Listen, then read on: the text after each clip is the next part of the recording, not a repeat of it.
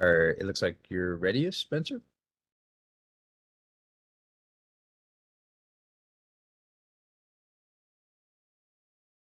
Okay, Spencer says yes. So with that, then I would like to welcome everybody to the February 8th meeting of the Diamond Head Kapahulu St. Louis Heights Neighborhood Board 5 monthly meeting. And I hope that we have a wonderful meeting tonight. I unfortunately have to begin the meeting with some sad news and uh, we'll ask for a moment of silence. We lost a board member. He passed away, Wendell Murokawa. And so I'll just ask for a moment of silence for him and just, you know, that we're grateful for his service to this community.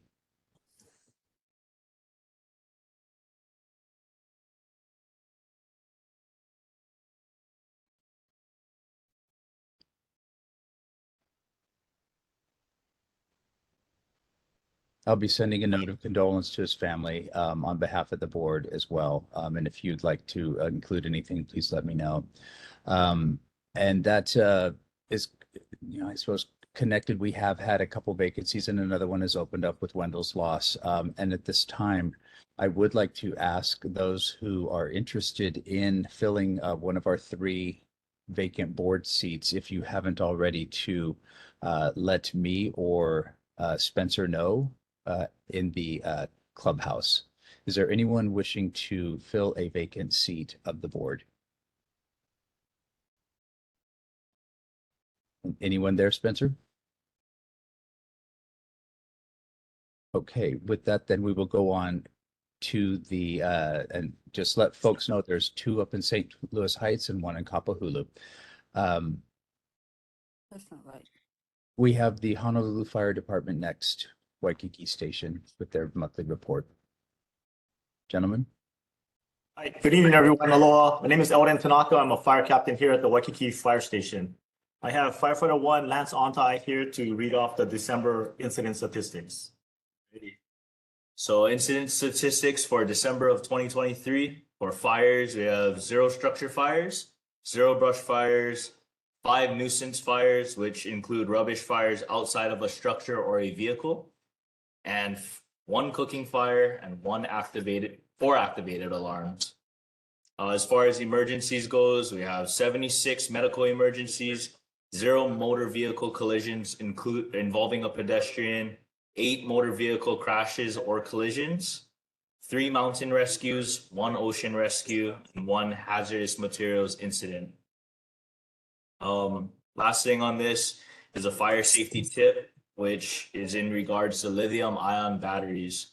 Lithium-ion batteries supply power to many kinds of devices, including smartphones, laptops, e-scooters and bikes, e-cigarettes, smoke alarms, toys, and even cars. If not used correctly or damaged, these batteries can catch on fire or explode.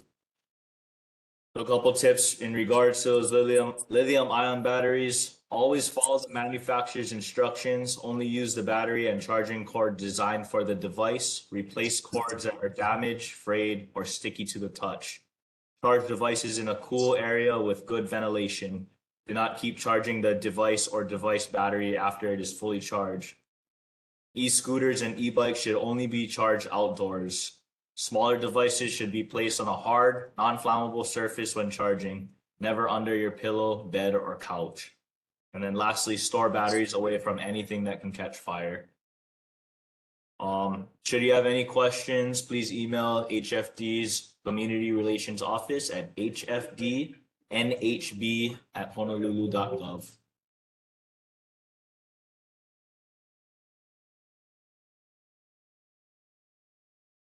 Question, Yes. how many of the open area fires are attributable to brush fires at Diamond Head and homeless camps?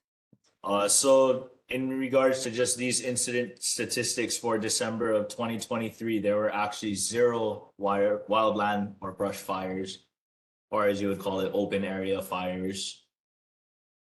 You mentioned nuisance fires.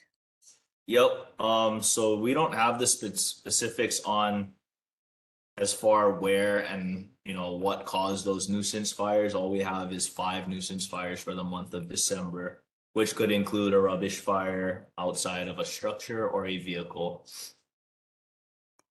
Could we get those statistics for next month, please? Okay, yeah.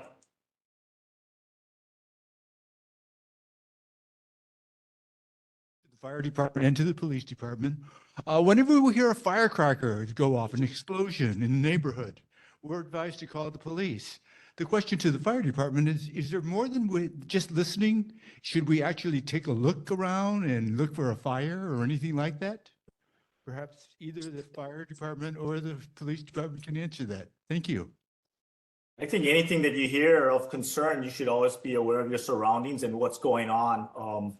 I think, yeah, that's definitely advisable that you take a look around to make sure that you're not in imminent danger yourself.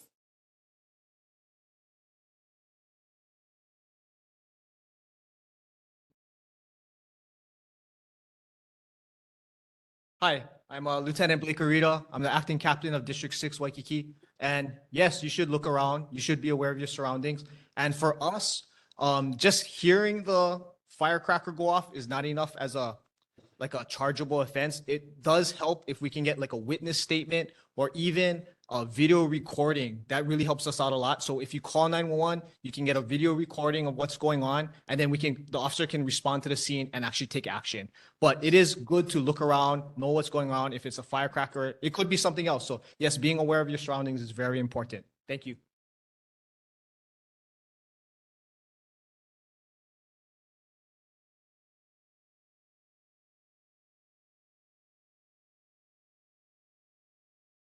Supposed to talk to him, but he's not.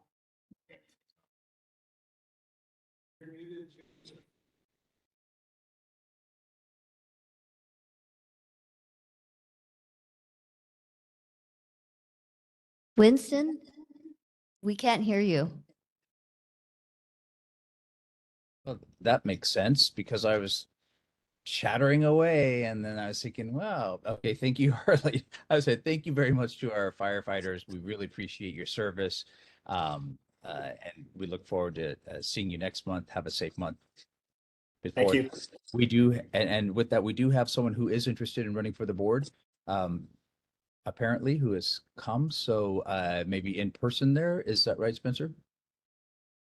Or Arlene? Yep. That is correct. Okay, and I am assuming that you have your proof of residency that you've been able to sort it to Dylan. And would this be for sub-district 2 or 3? Would this be the Kapahulu or the St. Louis Heights area? Kapahulu. Okay, Yes. Is that are you who I emailed? No. Oh. Oh, okay. okay, and would you like to introduce yourself? Okay. This is so weird.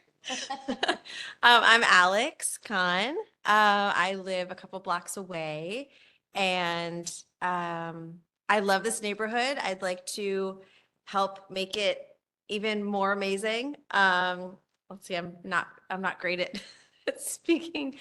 Let's see. So I worked with Surfrider. I was their policy coordinator, and I worked at the Hawaii State Capitol for 3 sessions. So I really enjoy the whole political process and have gotten to learn a lot about that. And now I just want to be a part of helping my community. Okay, thank you, Alex. Spencer, what's the procedure that we go through here?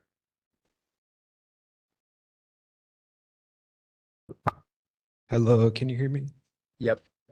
Yeah, so just have somebody, a board member, if they want to make a motion to, or a nomination, and then can get it seconded, and then we can ask if there is any discussion, and if there's none, then we can go to a roll call vote, and each board member will say the name of the person they wish to vote for. Okay, I would like to nominate Alex, Arlene Velasco, Vice Chair. I second. Margaret seconds. On. Okay, is there any discussion that we have? Yeah. Then I would I call for a vote. Spencer, if you could read folks' names, that would be great. Sure. Julia Allen. Aye. Oh, please say the name you wish to vote for. So Alexandria Khan, Alexandria. David Budel, Alexandria Khan. Dan Decker is not with us. Rafa Hasina, Alexandria. Angie Knight, Michelle Matson, Alexandria. Margaret Murchie, Alexandria. Arlene Velasco, Alexandria. Dylan Witzel,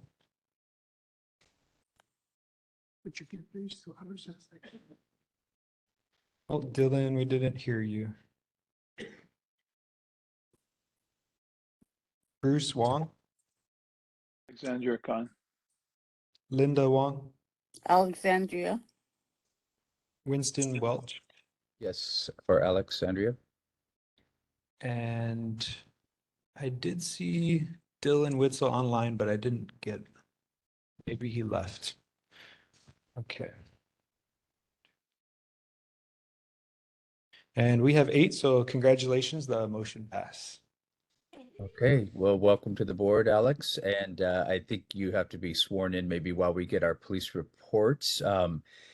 And we look forward to your policy expertise in navigating the legislature and your experience from Sierra Club. Okay, with that, we will move on to the Honolulu Police Department District 6, Waikiki Kapiolani Park Diamond Head. Is there someone available from that? There, I know there. Our captain was there a moment ago.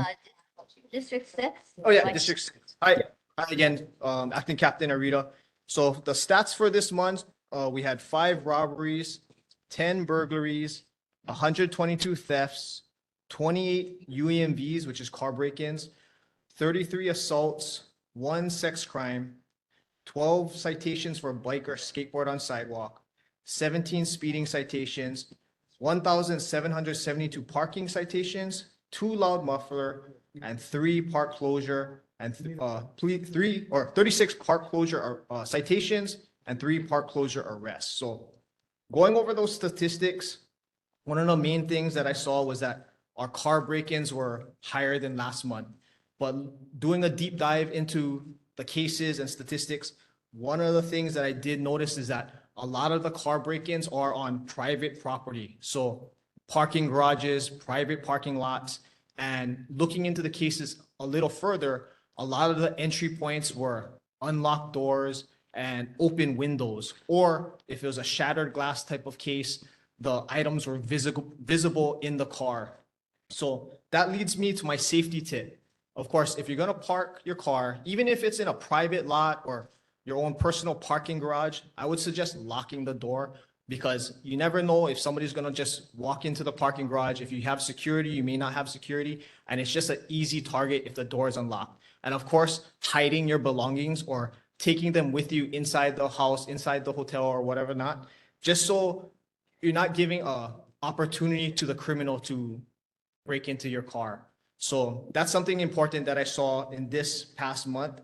And also I wanted to talk about our HonoluluPD.org page. One of the things that we inputted was our HPD data dashboard, and it's been around for a while, but it's something that I personally learned about fairly recently, and it's very, very useful if you want to look up your own statistics. It can break it down into different districts or types of crime, violent crime, property crime. So you can access that by going to HonoluluPD.org, going to the info and resources section, and then you click on HPD data dashboard. And it was something that was created by my new Major James Slater, when he was in the traffic division, and it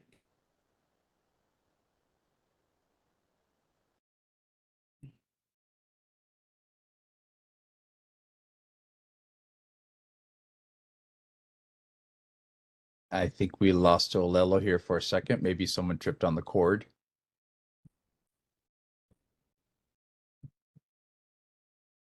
Major is Major James Slater. He recently got promoted. He's from the chief's office. He was a captain in the chief's office. Prior to that, he was a captain in our traffic division and served as a lieutenant. He's very focusing on in our district is visibility, presence, and proactive engagement. And proactive engagement is very important, and it's something that we're trying to emphasize by increasing our bicycle detail presence in Waikiki. And we're doing that even though we have the same amount of officers, we're cross-training a lot of our officers, our community policing team officers, our ATV officers, our patrol officers, our foot patrol officers to ride bicycles and be certified police cyclists. And if you've been through Waikiki, hopefully you've seen in the past month that we've had an increased bicycle presence, and we're throwing it back to the early 90s, the early 2000s when bicycle details were prominent. And we like that approach because it gives, you know, an accessibility to the officer that is different from just patrolling around in a patrol car. So it's accessible, the officers can maneuver around quickly, and it's just a more approachable approach, but they can be proactive on the street, on the park, in the parks, on the beaches. So it's something that we've taken, we're putting our full effort in, and so far it's been very successful. But, you know, hopefully you guys will see the changes if you guys live in the Waikiki area. And thank you. Any questions? Any questions for the captain? In person? No questions. And online, Margaret? Hi, was Major Blatt, was he transferred? Is he still with you folks? So he's still with he just got moved to the information technology division. He's leading that division. And so basically he didn't get, he just got transferred. So he's over there now and he's leading their division.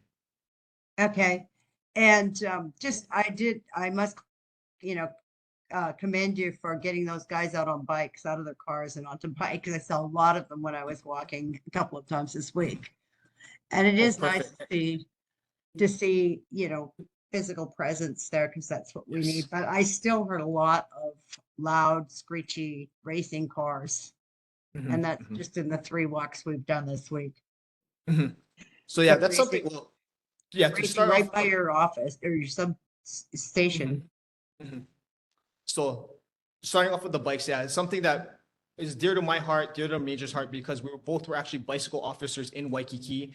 So, we've been there, we've done that, and, we see the value in that. So that's why we're really pushing for that. And of course, yeah, the loud vehicles is something that is constantly, a presence in Waikiki, and we're trying to address that. I know one of the bills that is currently up is one of the loud noise bills from Senator Moriwaki, and that's something that we're trying to back up as well. So, we're going over the bill, but I know Major Slater supported it, and I think it's up for reading in the next couple of weeks or so. But that's something that we have to look forward to as well.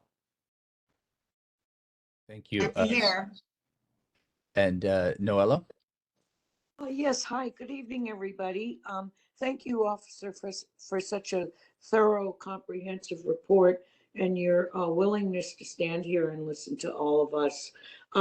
My concern, although be it you cannot really catch these individuals in the act, and I hope everyone agrees with me or I'm just going nuts. There's been an increase of these young ladies and gentlemen on electric bikes and mopeds popping wheelies. And the other day I was going down Kapahulu and 3 of them did it right there. And one of them almost, thank goodness I was going slow.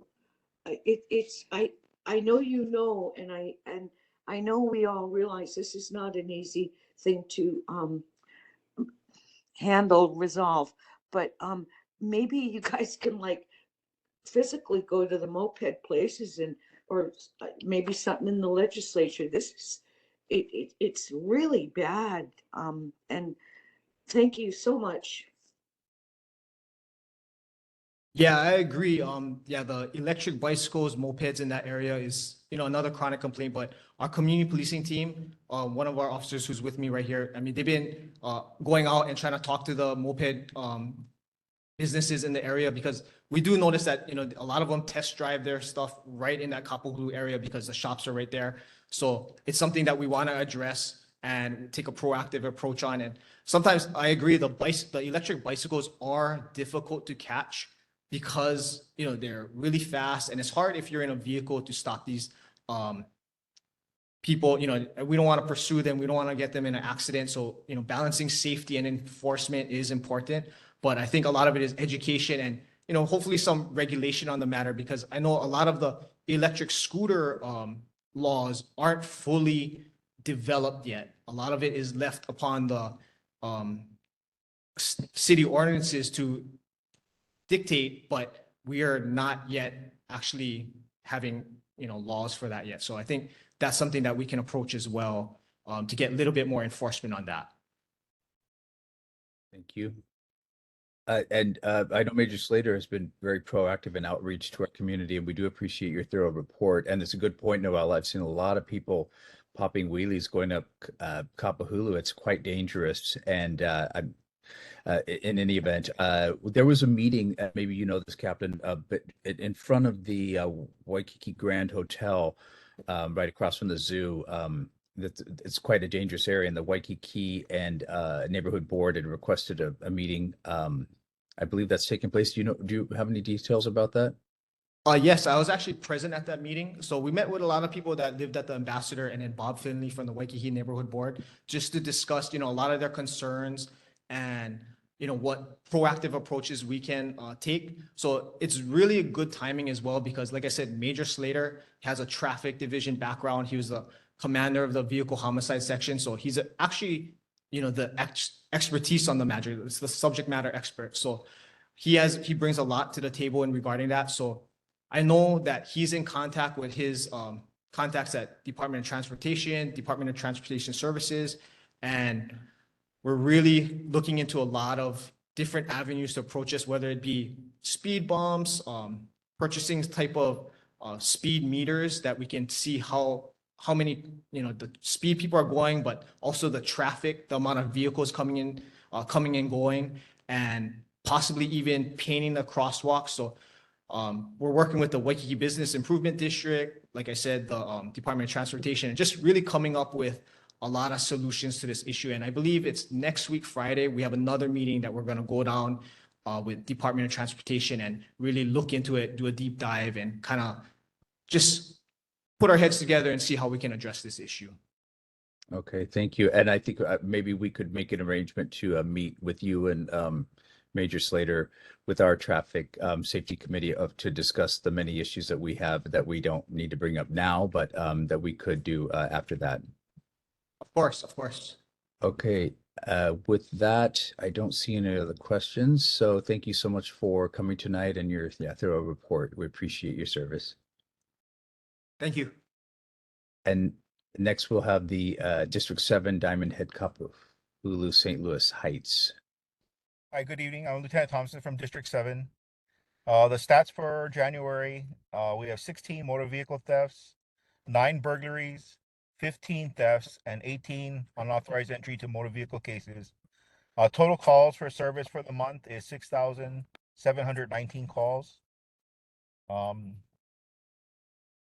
Tip for the month is how to avoid scams. When you get unsolicited emails or phone calls that you want something, they're pretty much going to be a scam.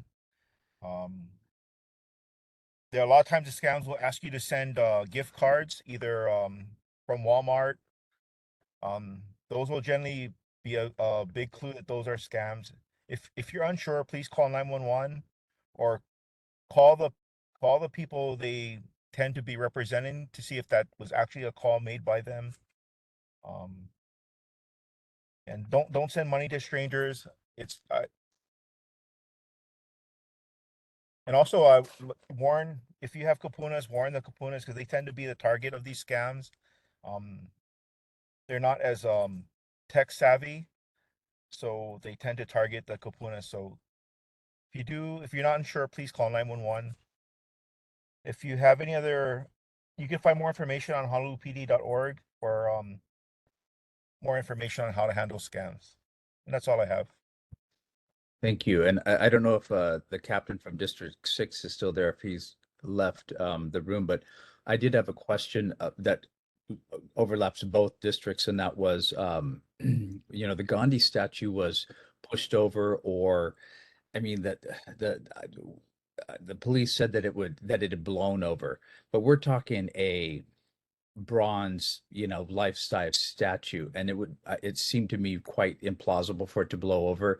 And it happened that this blew over also in many cities in the mainland as well. And so folks on the mainland are saying, was this a concerted attempt by groups to, you know, make a statement? And the same with the, you know, the swastikas across from Safeway. These are some like, if there is anything, of course, the swastikas obviously egregious.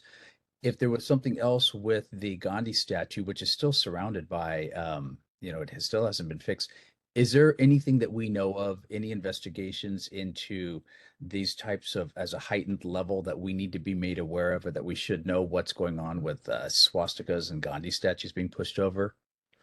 I know cases were made for those, but I don't think there are any suspects or anything identified that may have done it at this time.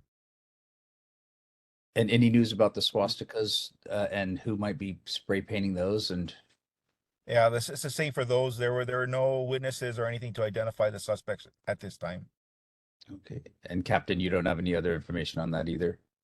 No, but yeah, so same information, but I do feel that a lot of the swastikas were very similar in appearance. So we do kind of believe, you know, it's not more than one person. It's probably the same group or same person doing it. So, but again, we don't have any witnesses or any type, and it's very random times that it's occurring. So we're working with the Waikiki Business Improvement District because they're the ones in our district, at least, that are doing the painting over and reporting of the swastikas. So we're working hand in hand with them, and we had several discussions with them regarding this issue.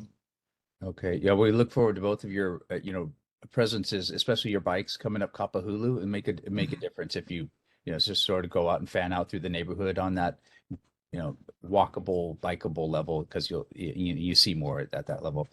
I'm sorry to interrupt everybody else. If you have a question, and thank you for that, Captain, but is there a question for the lieutenant from anybody for District 7 in person?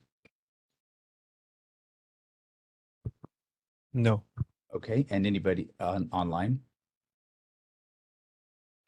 Okay, thank you, Lieutenant. We appreciate your service. And Arlene, I see you there. Thanks for being, if you can keep track of time and stuff when people are talking today, that would be great. All right, I will. Okay, thanks. I have moved these up this week because we have been having, our meeting minutes have not been approved for, well, a year. And there's a reason for that. I will just preface that by saying I am one of the main people who did not want these meeting minutes approved in the beginning. Now, at this point, we just have run out of time every month. And that's part of the, you know, I have had some issues with the neighborhood board and how they have forced our neighborhood assistants to have the meeting minutes in 4 pages, and how they weren't as accurate as they needed to be, and many issues that we've gone over on this neighborhood board before. However, at this point, we can always go back and amend the meeting minutes later. But, you know, Michelle Matson had gone through and corrected last year's February, March, April, May meeting minutes. And then when Dylan Buck came in, I think that he's done a really terrific job with the meeting minutes, especially given the constraints that he's under. And I want to just publicly recognize him. He's not here tonight, but Spencer, maybe you can thank him for his, you know, conscientious work in creating really good minutes. And then our own Secretary Boydell, who also goes over those minutes now and reviews them carefully for any discrepancies. So we appreciate everybody's attention on these. We still have to address the issues with the meeting minutes, but it's at a higher level than what we're going to get at this board. It has to be with the neighborhood commission office. And I think there's a number of boards that have the same issue with this. That said, I would like to entertain the mission to approve our our meeting minutes as corrected. And I believe when we had to do this before that, we had to take them individually. If I'm Mr. not Chair? mistaken. Yes, ma'am. I move to adopt the February 9th, March 9th, April 13th, and May 18th, 2023 minutes as diligently corrected for approval. Is there a second? Is there a second? Margaret seconds. Let's do a roll call for this one, if you would, Spencer. Oh, I'm sorry. Is there any discussion? Is there any discussion? Yes, Mr. Thank you, Mr. Yes, Chair. I have something I'd like to ask. Okay, let Mr. Voida go first, and then we'll get to you after that, Linda. Thank you, Mr. Chair. Yeah, I would like to explain for some people who may not have been here before that I was the board's secretary for those 4 months, and I oppose this motion because I don't approve of the changes, the 20 pages of changes that are being proposed. I would support corrections of actual errors, but these are mainly additional details and changes in the writing style. And I did happen to notice one error that it was introduced by the correction. So so I think it would be actually incorrect, but I didn't. So I haven't tried to correct the corrections because, as I said, they're mainly additional things or changes that I think are not really good to have in the minutes. So Mr. Chair, point of order. Do you have a correction that you'd like to make to the corrections that you could tell us what it is? I You I don't know mentioned if it was I a recognize Board Member Mattson's point of order, but as I said before, I'm not going to try to correct the corrections. I think it would be not useful. So I move to amend the Point of original. order, Mr. Chair. There Yes. cannot be a motion over a motion, out of order. Yeah. I So- move to amend the original motion. You can't do That that. is not out of order. This is- What's the correction that you have? My motion is to amend the original amendment to approve the minutes for February, March, April, and May as drafted by the NTO and sent to the board. and Order, put that's a on the completely schedule. different motion. Yeah, we're still of on this order. motion, so I think we're just in discussion on this motion. And we can always, as I said, we can make corrections at a later date on these if that's, maybe you could submit something for people to consider with that. But I know that we've all had an ample time to look at the meetings as corrected and the original meetings submitted to be able to do a compare and contrast on our own. So with that, I'll just continue on with the discussion, if I might, with Linda.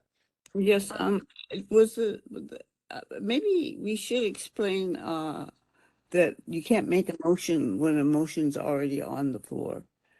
And then this one we're going to talk about now, did that include the last July's minutes? Not yet. I think we're just doing the en masse, I guess, of February through May, since these were all corrected as they were originally presented. And further, Mr. Chair, I believe there was a misstatement. I was the secretary who made the corrections to these minutes. And I believe through, obviously through May. And so I stand on my motion and I ask for support because there was a lot of work involved. These are true minutes. These are not invented minutes, corrections. So I resent the accusation. I feel a lot of things have been stated out of order. And I would like to proceed with the proper vote on the motion to approve as corrected February, March, April, and May 2023, as corrected for approval by the Okay, secretary. okay, and thank you for that. I believe you were the secretary at the time. Spencer, is there someone there who wants to say something, or is that you have something to add? Nope, nobody here has their hand raised. I'm sorry, Dylan, Witzel? Hi, Chair. Yeah, just not really in this particular discussion, but I mean, I hope that everyone can understand Robert's rules because amending main motions is allowed. So I just don't want to have that put out there that you can't amend a main motion. I have a So, question on that statement, Mr. Chair. go ahead. That was a complete diversion from the main motion. It was not a friendly amendment. So I'd like Mr. Witzel to explain how you can change a motion on the floor to the opposite effect that was intended. Friendly motions aren't even allowed in Robert's rules, first off. And secondly, you called a point of order before he even made his amendment. So we didn't even know what his amendment was, and you already objected to it. May I answer that? The point of order was a statement that someone else was secretary who corrected these minutes, and the Okay, secretary but that's not what you actually said. corrected. Okay. So at this point, then we should see It what is. the amended motion is from Mr. Boydell. Is that, I'm understanding it. I'm sorry, I have COVID now. My brain isn't functioning 100%. What, and I think Mr. Boydell's amendment was to what, Mr. Boydell? You can, Well, Mr. Chair, I don't know if my motion to amend got a second. So so if not, then we don't take it any further. But I would support that. Then if that's the case, then maybe we can, Linda, you have another point? I was just going to agree. We can't hear you. Oh, I'm sorry. but I would like to respond to Board Member Mattson's accusation that I wasn't the secretary for those 4 months. I believe I was. I don't clearly remember, but in any event, we're going off of whatever these, let's just say, we're going off of these meeting minutes as corrected and submitted by Michelle Mattson, whoever was the secretary or not. Linda, I'll withdraw my, we can't hear what you're saying. oh, I'm sorry. I'll withdraw my hand up, take it down. Okay, we still, okay, so with that, then I will call for the vote. I think, let's Mr. just, Chair, yes, ma'am. the neighborhood board election is every odd year, every other year. In 2023, the new officers came in, I believe, July of 2023. I was secretary at that time between February and May. May we proceed with the vote, please, Yes, without please, all let's this proceed. harassment? Thank you. Well, and I do remember that that was my recollection as well. Let's do a voice count if we could, Spencer, for approval of these 4 months, February, March, April, and May of 2023 minutes as corrected for approval. Julia Allen, Aye. David Budel, Nay. Dan Decker, not online, Rafa Hasina, Aye. Angie Knight, Aye. Michelle Mattson, Aye. Alex Khan. Alex Khan votes aye. Margaret Murchie, Aye. Arlene Velasco, Aye. Dylan Witzel, Abstain.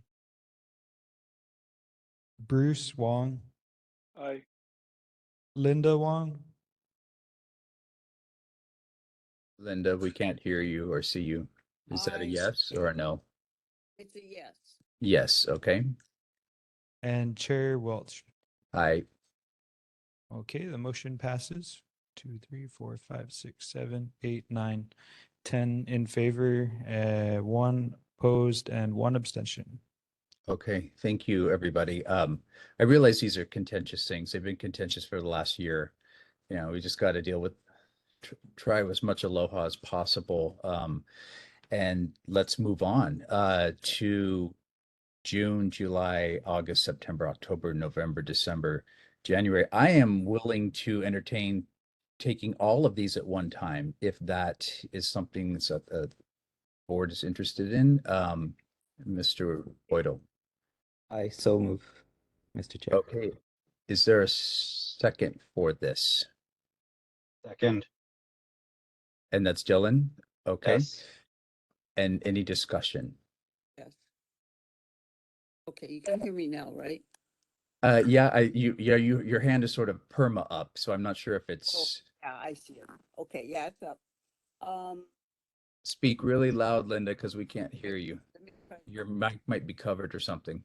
There, that should move up. That's Is that better. better? Yeah. Okay. My, this, app, it just upgraded, so everything's different for me tonight. So that's why I'm struggling. There was, I think the last time we did this, that someone said, I don't know if it was Dylan Witzel, or I'm not trying to call you out, Dylan, I'm just trying to remember, who said that we had, or maybe it was Dylan, RNA, Dylan Buck, that said we can't take them all together. I thought- do remember that, and it was probably Dylan Witzel, probably, but you know, unless there's some objection to the contrary, I think we're all Ohana here. And if people haven't, does anyone object to taking these all at once? Let me ask that. You disappeared, Linda. Dylan? Hi, Chair. Yeah, thank you. Yeah, I don't recall making that statement. It may have been Dylan Buck, but I'm not opposed to doing that. I mean, I Okay. seconded the motion. Okay, thank you. Okay, then with that, if there's no more discussion, I would like to call for the vote. I have a discussion here. Speak louder, Linda. We can't hear you again. I object to that because there was an incident where the neighborhood commissioner came down to our meeting and I couldn't get online fast enough, and I noticed that it says there's some corrected minutes to the July minutes, but I haven't had time to read them. So I'll have to vote no on everything, which I don't really believe is fair. If you could take them all but the July one, then that would be fine. Okay, I will then, if that's an amendment, is there a second to that where we take all of them except the July meeting minutes for this particular vote and then address that in 1 minute? I second it. Okay, any discussion with that? Then we have the motion amended as the meeting minutes of June 2023, August, September, October, November, December, January 2024 en masse to be accepted as presented in our Google Drive. And with, if there's no other discussion, I will call for the vote then, Spencer. Point of information, which month is excluded? In this vote? July. Oh, and are we voting on the amendment or on the original motion? The amendment, which is to exclude July Exclude and July. accept all the others. Okay. Okay, 7, so not July. Our Julia Allen, Aye. David Budel, Aye. Dan Decker, Rafa Hasina, Aye. Angie Knight, Aye. Michelle Matson, Abstain. Alex Khan. Aye. Sorry, lost my spot. Margaret Murchie, Aye. Arlene Velasco, Aye. Dylan Witzel, Aye. Bruce Wong, Aye. Linda Wong, Linda? Yes, I said aye. Aye, she says, okay. and Chair Welch. Aye. Okay, motion passes 11 in favor, no opposed, and 1 abstention. Thank you. Okay, and for July, I want to move that to next month then to give enough time for Linda to, for all of us to understand what Linda was talking about. So Linda, if maybe you can follow up with that so we can have whatever is corrected there next month, that would be great. And with that, we did an amazing job. And Jillian, are you giving me a high five or you wanted to say something? Oh, I just wanted to clarify really quickly. So we voted on the amendment to exclude July, but we're now back to the main motion to actually adopt those minutes. Okay, yes, thank you. Thank you. A little COVID brain here. So does that mean we need to take another vote to Yes, yeah, exactly as yeah, Dylan we just said? Okay, yeah, to we accept. voted to yes. approve the amendment to exclude July, so we now go back to the main motion, everything but July. Okay, thank you. Thank you. It takes a village. Then Spencer, will you call that roll again? Julia Allen, Aye. David Buell, Aye. Dan Decker, Rafa Hasina, Angie Knight, Aye. Michelle Matson, Abstain. Alex Khan. Aye. Margaret Murchie, Aye. Arlene Velasco, Aye. Dylan Witzel, Aye. Bruce Wong, Aye. Linda Wong. Aye. Chair Welch. Aye. Okay, motion passes. Okay, thanks. So we will look at July's next month as well Mr. as. Chair, Yes, sir. I'd like to make a motion to approve the July minutes as drafted. Okay. Is there a second motion to that? I'll second. Is This is that Angie. Okay. Yes. Discussion? I think Linda's made it clear that she hasn't had time to understand if there were corrections made from when the neighborhood secretary came to our meeting minutes and that you're looking for some more information about that. Is that correct, Linda? If so, wave your hand. Okay, you may want to, okay, you're now muted entirely, so you want to fiddle with your voice messages there. So, Mr. Chair, I Yes, ma'am. believe that Linda may have had some corrections for those July minutes, but I can't really recall. So I believe we should, in all fairness, revisit those over the interim until next month when we're clear on this. I would agree. Since we have a motion on the floor, though, is there other discussion with this? And then we can, I guess, take a vote to wait until next month or vote to not approve as currently. Or maybe Mr. Boydell, you would be amenable to waiting a month.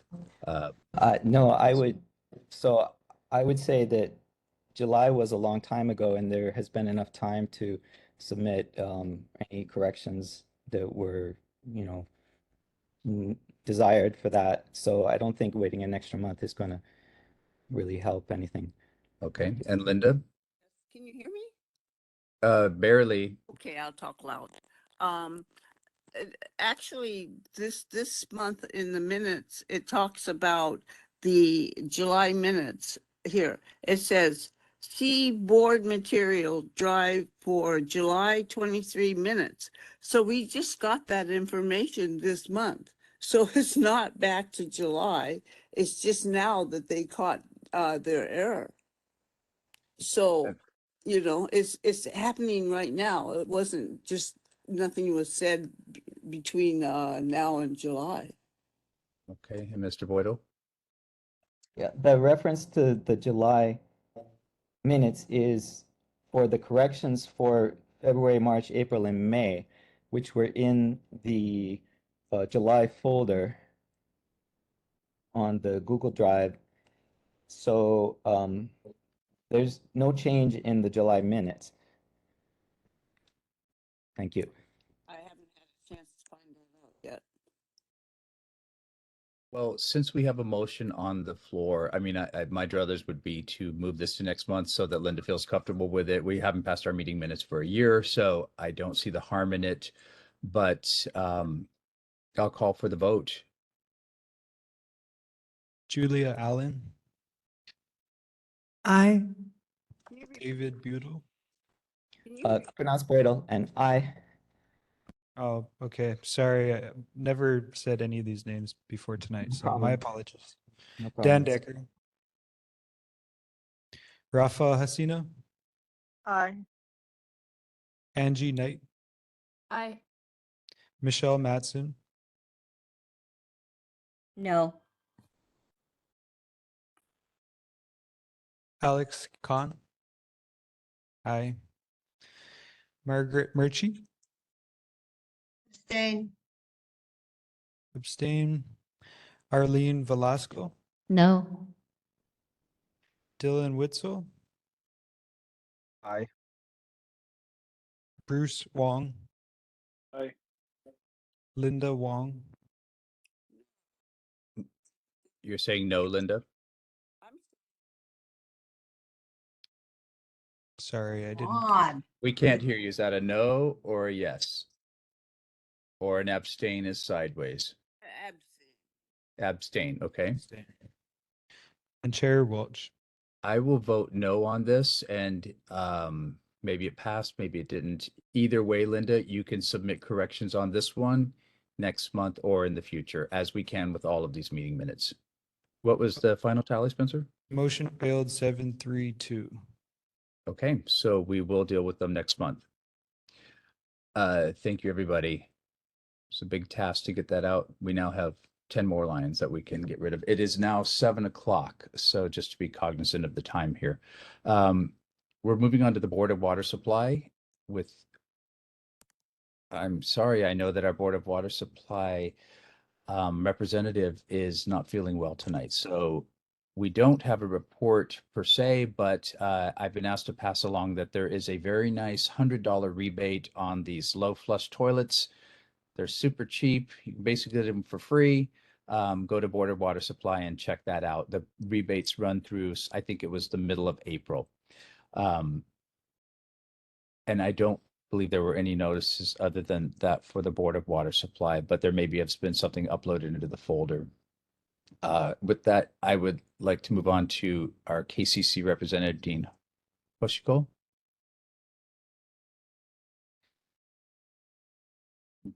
And Good evening, everyone. hi. Sorry, the bird climbed up on me again, Winston. Well, welcome board members to my bird world here and members of the community. I actually just have a very brief report, but I have some guests here who are going to present. I know that a while ago, there was a request to have an update about the Action 15 survey results. So there are people here who can give you that report tonight. Rather than trying to load something up, I'll just tell you that at Kapiolani Community College, there's going to be a photocon event that's coupled with some features of KCC's career and technical education programs from February 22nd through the 25th. I will put the place where you can go to take a look at the flyer. In case you're interested in coming, the community is welcome to attend. I also wanted to let you know that Chef Roy Yamaguchi is interested in meeting people at the board. So whenever you want to invite him, Winston, I did ask him and he said that he would come to the board meeting. And he is our new CIP Executive Director. With that, then I would like to introduce to you Dr. Miku Lemontine, who is here this evening to give you the update from Action 15. Okay, thank you.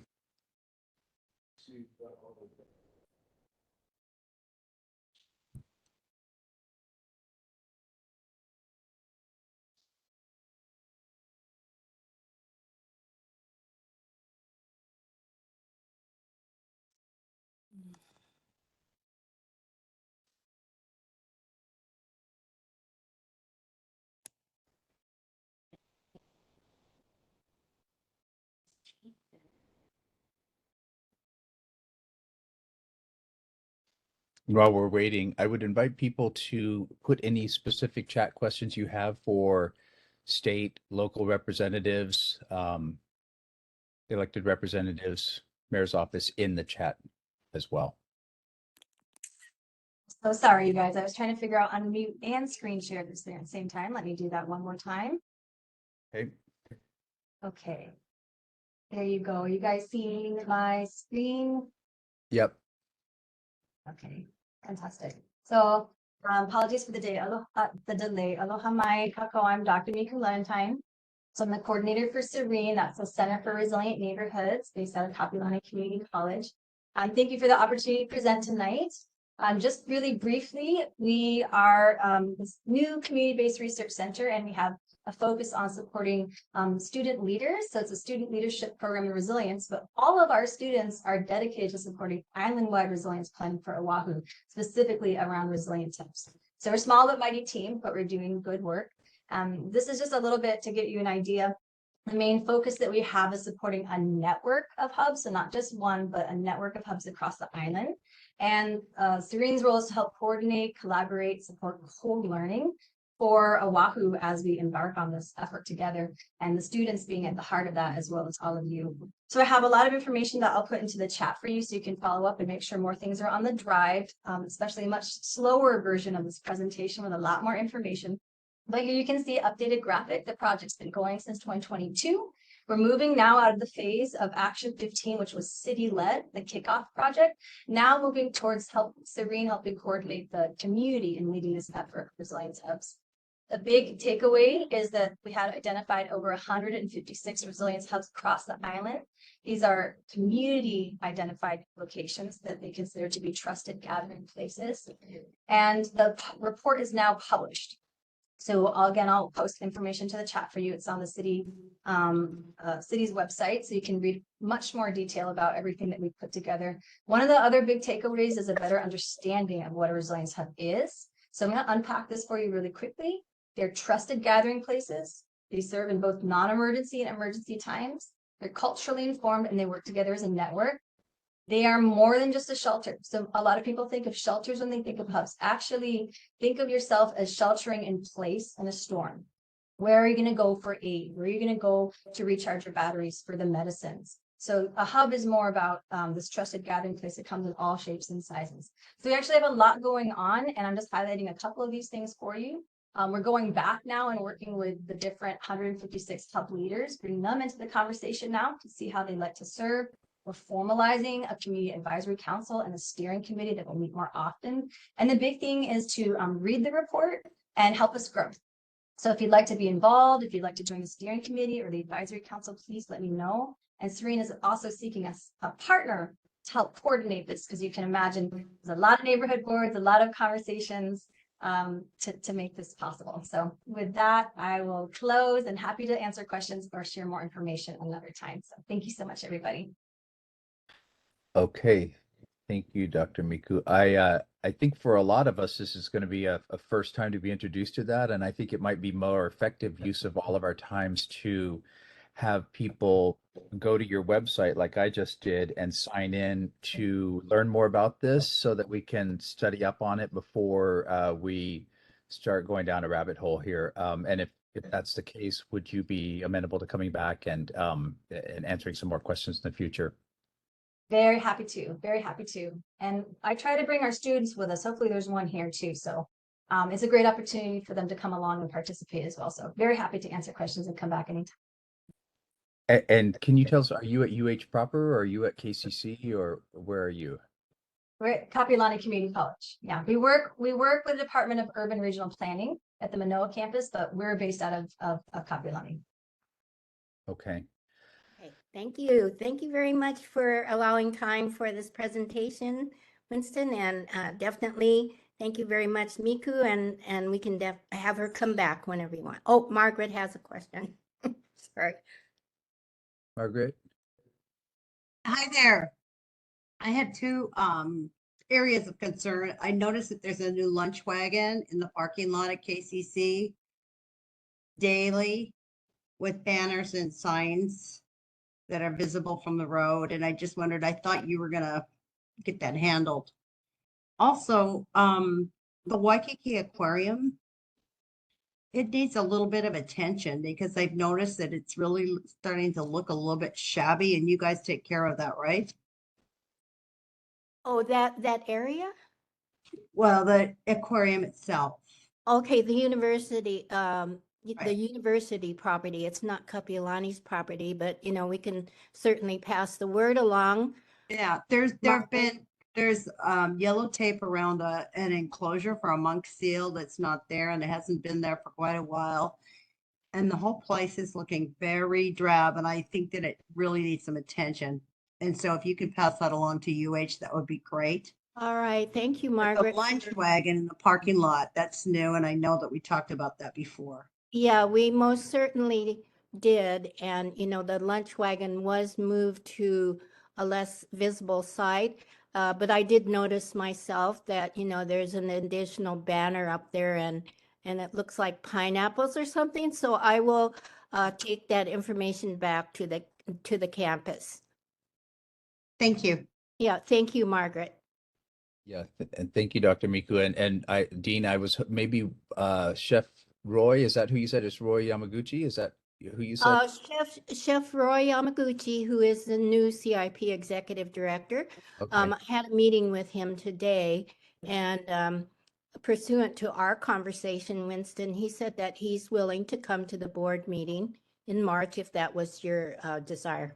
Okay, yeah, I was thinking that he should have like some guinea pigs to taste all of the delicacies that are going to be coming out of there, and that this board, since it's in our district, should probably go up there just in the interest of, you know, good community relations, but we can address that at a later date. But Yeah, I've already mentioned to him that we would love to have, you know, another soft opening community event when, you know, the facility, of course, is finished. okay, all right.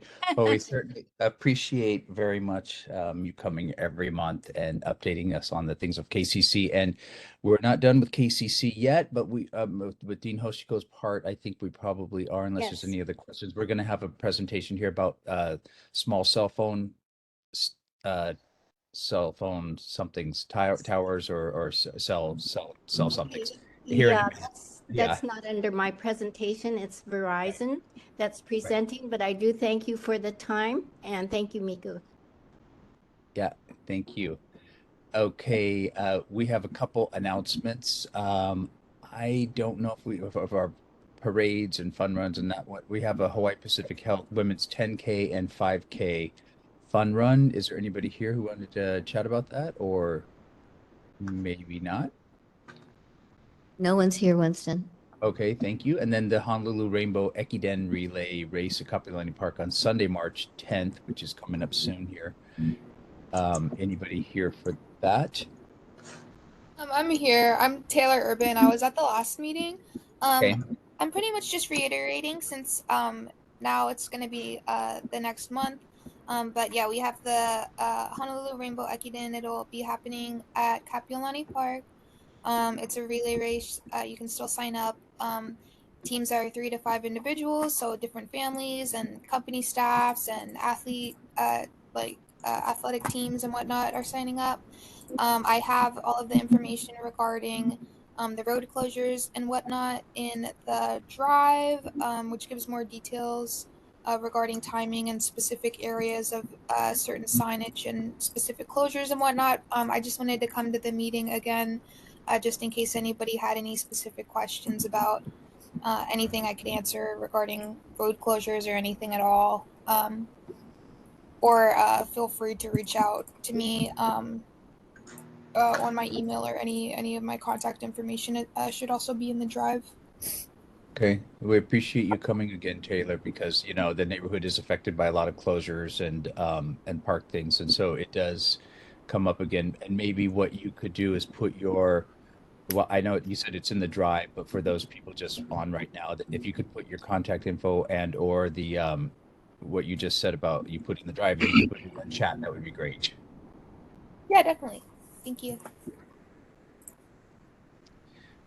Okay, and we appreciate Taylor coming again. And we have another interesting thing, which is that a drone light show at Kapiolani Park in a couple of what looks like about 20 days on the 28th at 9:50 p.m. And I think there's someone here to talk about that. Yes, hi everybody. It's Ashley. Okay, go ahead. Thanks, Hi. Ashley. Hi, my name's Ashley Blanton. I work for the production company that will be producing a corporate event in just over 2 weeks, which is what Winston just mentioned. So I'm just going to give you a little bit of detail on this event. So I'm going to share my screen here as well so you can see a couple of maps. Give me 1 minute. Go. Sorry, never used WebEx before. Oh shoot, it's gonna ask me to quit and reopen.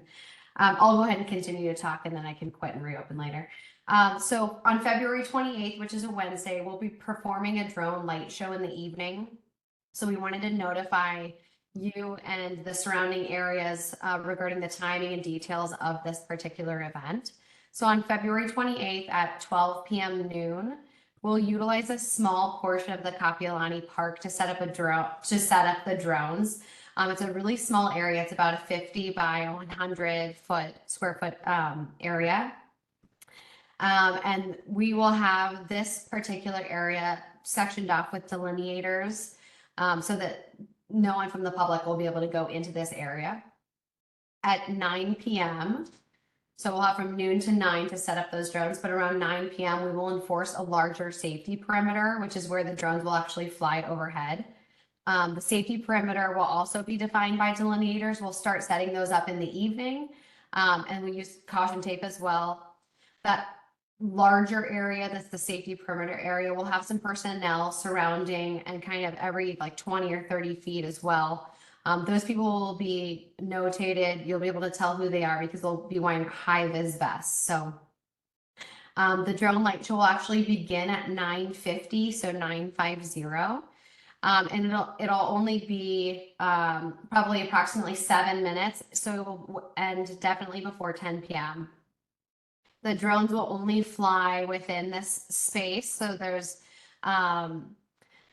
the safety perimeter is kind of built in a couple of layers so that they will never go outside of this dual geofencing. So the public is protected, the zoo is protected, the streets are protected. The drones will literally only fly above this area. So we'll be loading everything out that evening at 10 p.m. and we'll be out of the park that night. We'll be posting signs in and around the park several days before to notify the public. So it'll have information about the date, the time, general like location of where it will be. Just make sure everybody's okay with it. So if anyone has any questions, I'm happy to share the maps. Sorry, I'm not able to share it right this minute. I can quit and restart in just a moment. Are you able to put those in the chat? Are they like a PDF or a link to a website or something like that? It's a PDF. Let me see if I can drop that in real quick. Is this something that's sponsored by the city or who's paying for this? It's a private corporate event. It's an incentive event that is coming to Oahu this particular year.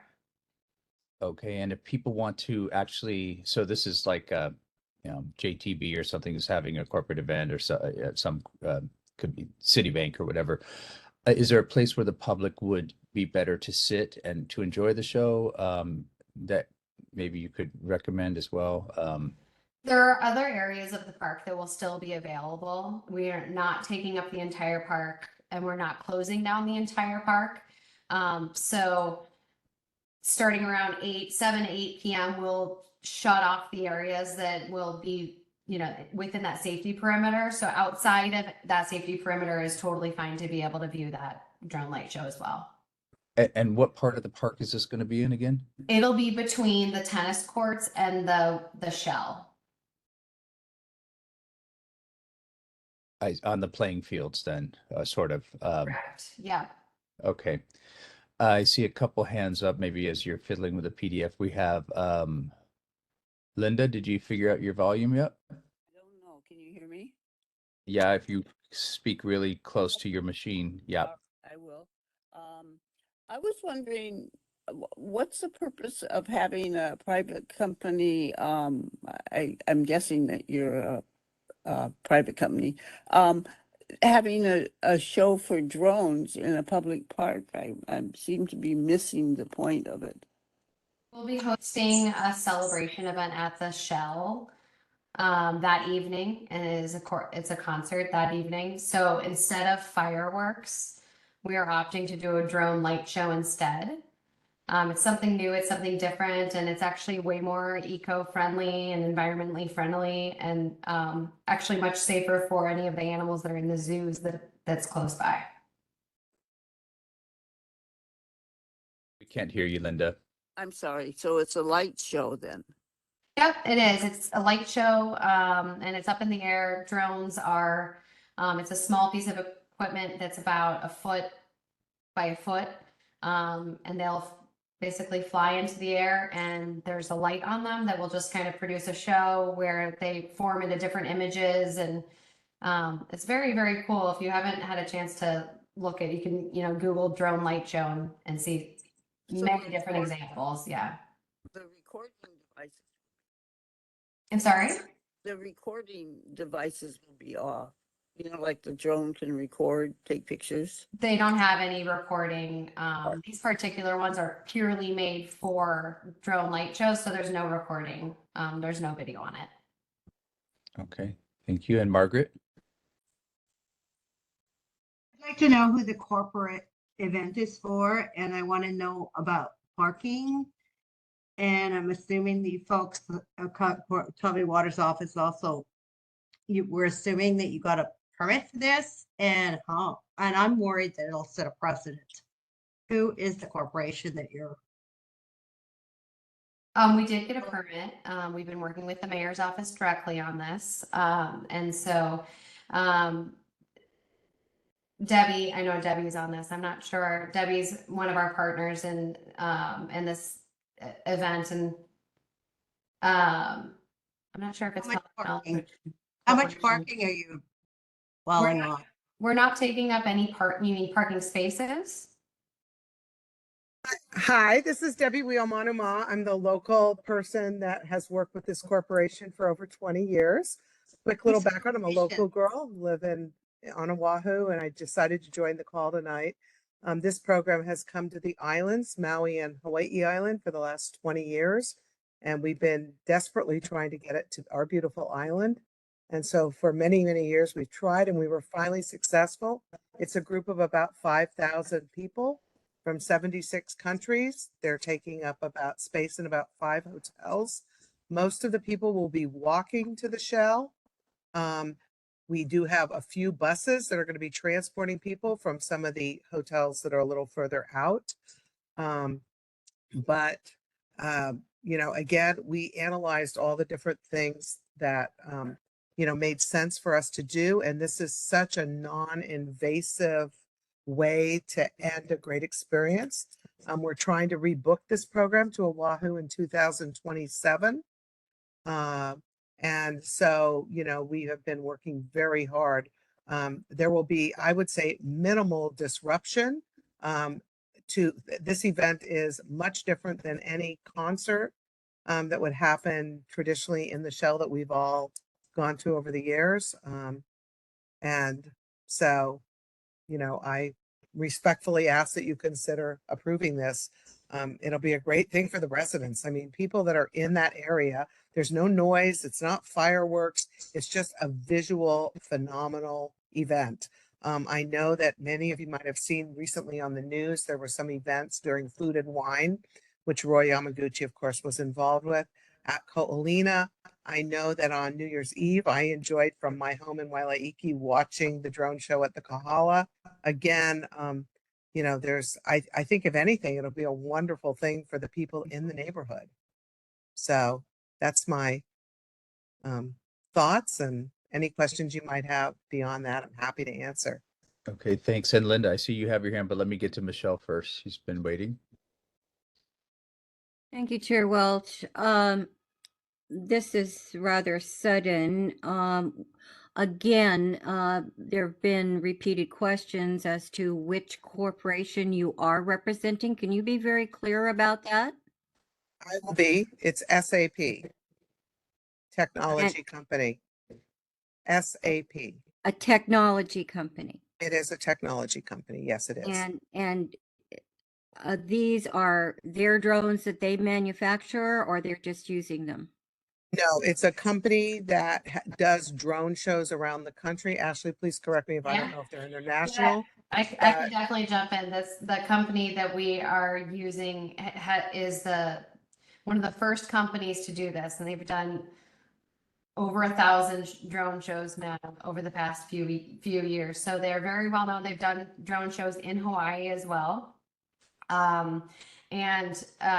Yeah, so it's just, this is what they do for a living. This is a particular company that owns all of the drones, you know, I'm not sure that they manufacture them, but they own all of the drones and they own all of the property and they hold all of the insurance and they, you know, all of the necessities, all of the permits. And they are having this event for themselves? Yeah. And some people from the industry that have been invited to attend. I wanted to. 5,000 people from 76 countries? Yes, ma'am. That is the size of the corporation? Actually, Or the corporation, I believe, employs about 76,000 people. And Okay. these are the top sales people that have been awarded a trip for they and a guest to Hawaii. This is an annual program, as I mentioned, that comes to Hawaii. They have been doing Maui and Big Island, and for the first time coming to Oahu.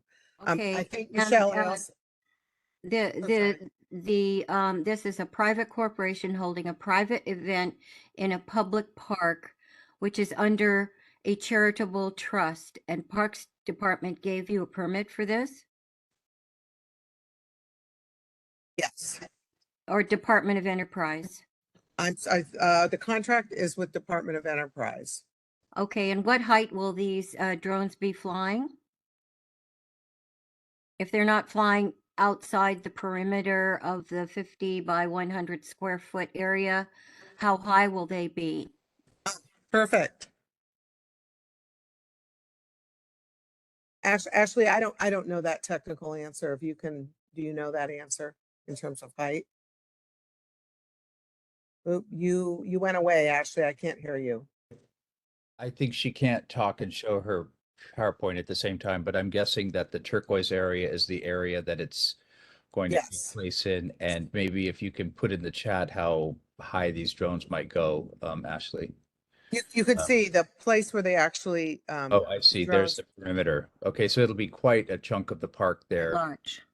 No. I don't believe, Ashley. Yeah, she just showed it. It's probably looked like about a third of the playing fields. I'm back now. So the launch site right here is the blue area. That's the small site that we will set up the drones, all of the drones at one point at noon on the 28th. This is like the chunk of space that will take up the most time of the day. And we're not coming in the day before, it's truly just the day of, just on February 28th. And then at 9 p.m., we will have delineators surrounding this orange area, which is the safety perimeter area. It's an 800-foot diameter. And the drones will only fly in this clearish white area.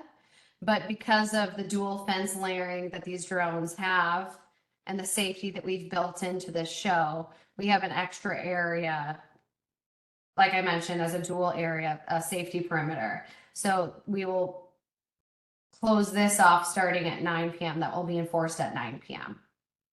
And so the people in the shell would be standing up from their seats and turning around and facing Mackay. Exactly. Okay. And how high will these drones be flying? Give me 1 second. Let me pull up my other PowerPoint. And meanwhile, Mr. Chairman, we have several questions and comments in the chat. If you could look at the chat and read them out loud. I know that Representative Kobayashi had a very clear question. Okay. Yep, we had, okay, that As one's, well as Tommy Waters' office. okay, we got that. We got that.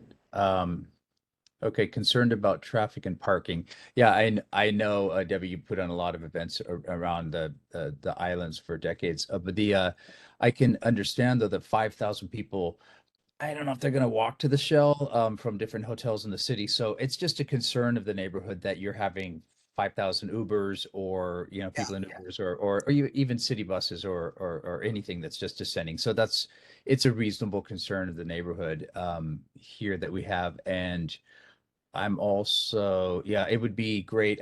Whoever your contact is at DES, I would hope that I think it's Dina now that they would come and let us know this stuff before you guys are, you know, forced to tell us without DES. You know, we exist every month, and you know, you've obviously gone through and done your due diligence from that perspective. But I don't see any other questions here in the chat. Just to answer the question for the height, the air restrictions are no higher than 400 feet in the air. And how many drones Chair Waters' office is asking? There will be 300 drones. 300. Okay. Correct. That is stunning. And more of a shock than Well, I think May I answer a couple of other questions in terms of the traffic?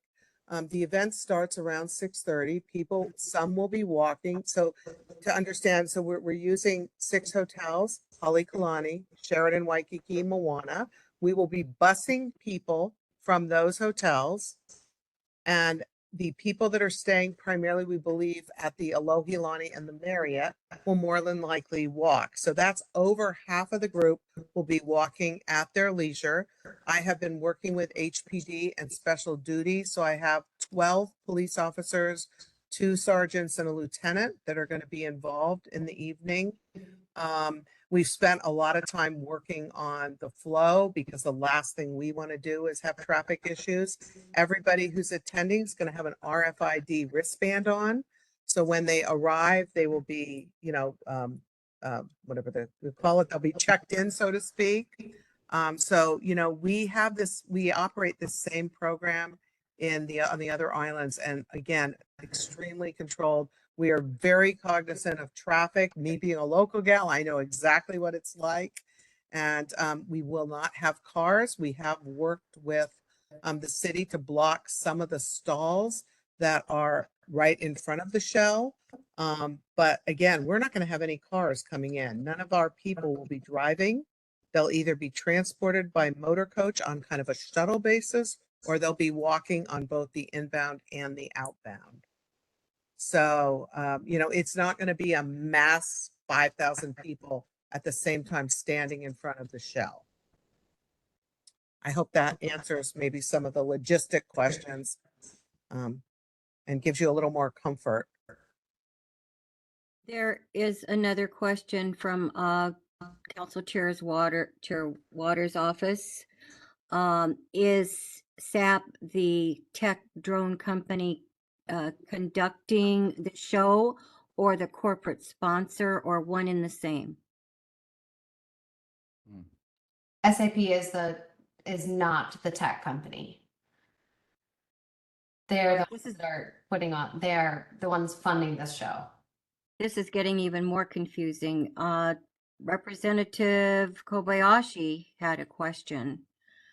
Chair, I don't, could you I read don't, Representative's question?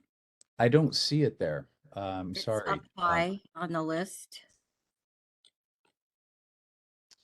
I wasn't I seeing. don't know if he's logged on. Linda, maybe I can just share a little There he as the is. structure. Oops. It Oh, seems sorry. that this is Go ahead. a big secret, and for something like this, a little bit of transparency would help. You're going out of your way not to answer simple questions. Absolutely bonkers. I'm so sorry, Mr. Kobayashi. I'm not quite sure I understand what question hasn't been answered. We The don't one know question who I is sponsoring the event. I said SAP, the tech. So SAP is the end user client, the tech company. And then from SAP, SAP hires a production company by the name of I4D. And then I4D is a production company that then has contracted with the drone vendor. SAP's also contracted my company, which is PRA Business Events. And so all of these entities work together to put on a show such as this.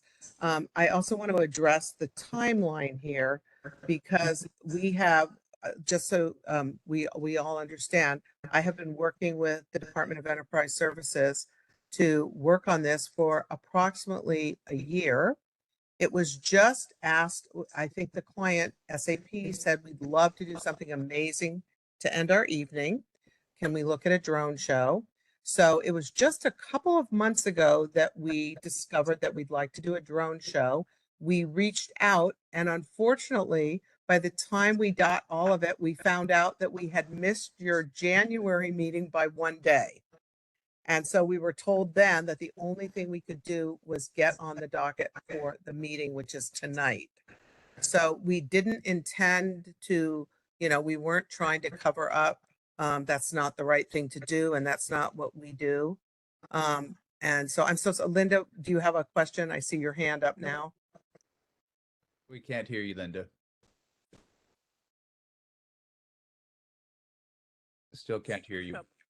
Oh, you can't hear me? Oh, Yeah, okay, go ahead. Okay, good. I think what you guys are missing is that the park is a trust and it's a charitable for passive events. And then you guys said that you're bringing 5,000 people in, and then there are people that have won prizes to come here. So it doesn't seem like it's a passive event to me. It's like all these people, their prize is coming here. So it seems too much like a business to me. And our park is not for that type of thing. So I think it's a complete mismatch of, that's not what it's a trust for the king and queen. It's for the people, for the Hawaiians. It's for everybody, but not money. There's too much money, people making money with this, and that's just not the idea of the trust.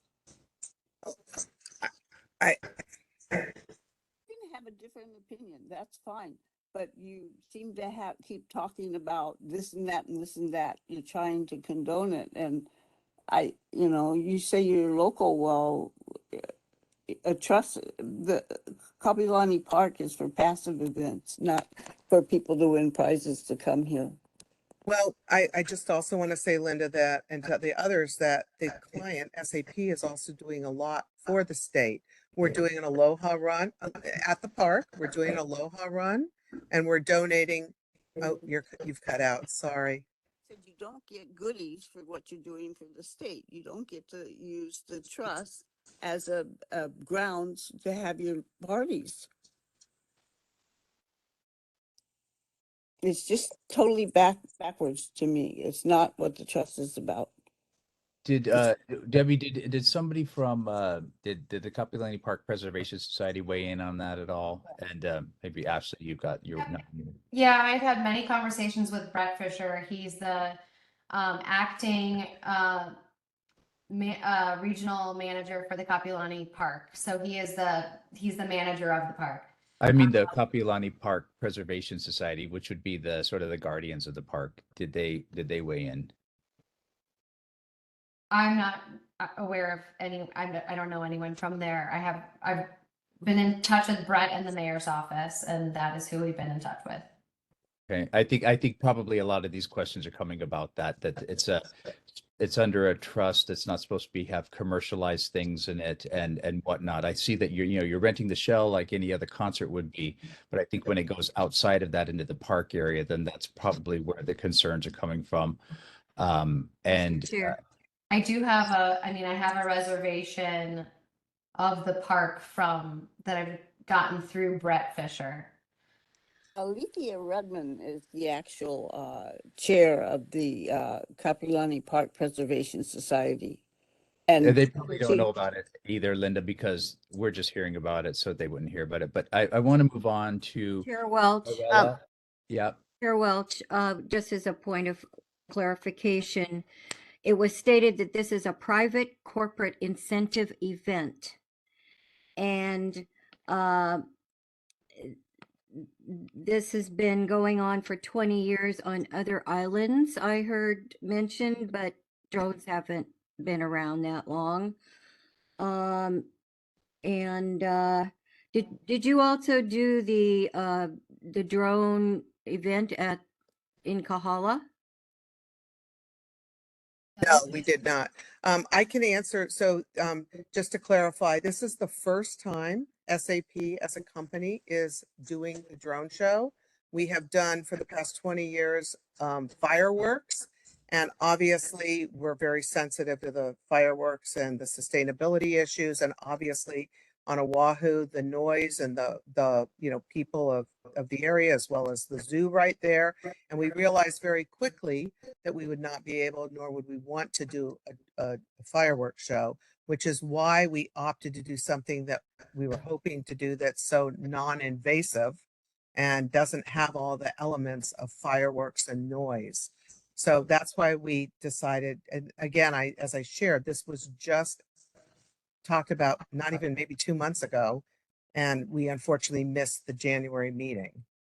This is our Okay, but Arlene this is Velasco, like the having a vice chair. high I'd rise like in to- the park. I'd like to interrupt a minute this conversation. We've have members of the community here waiting to express.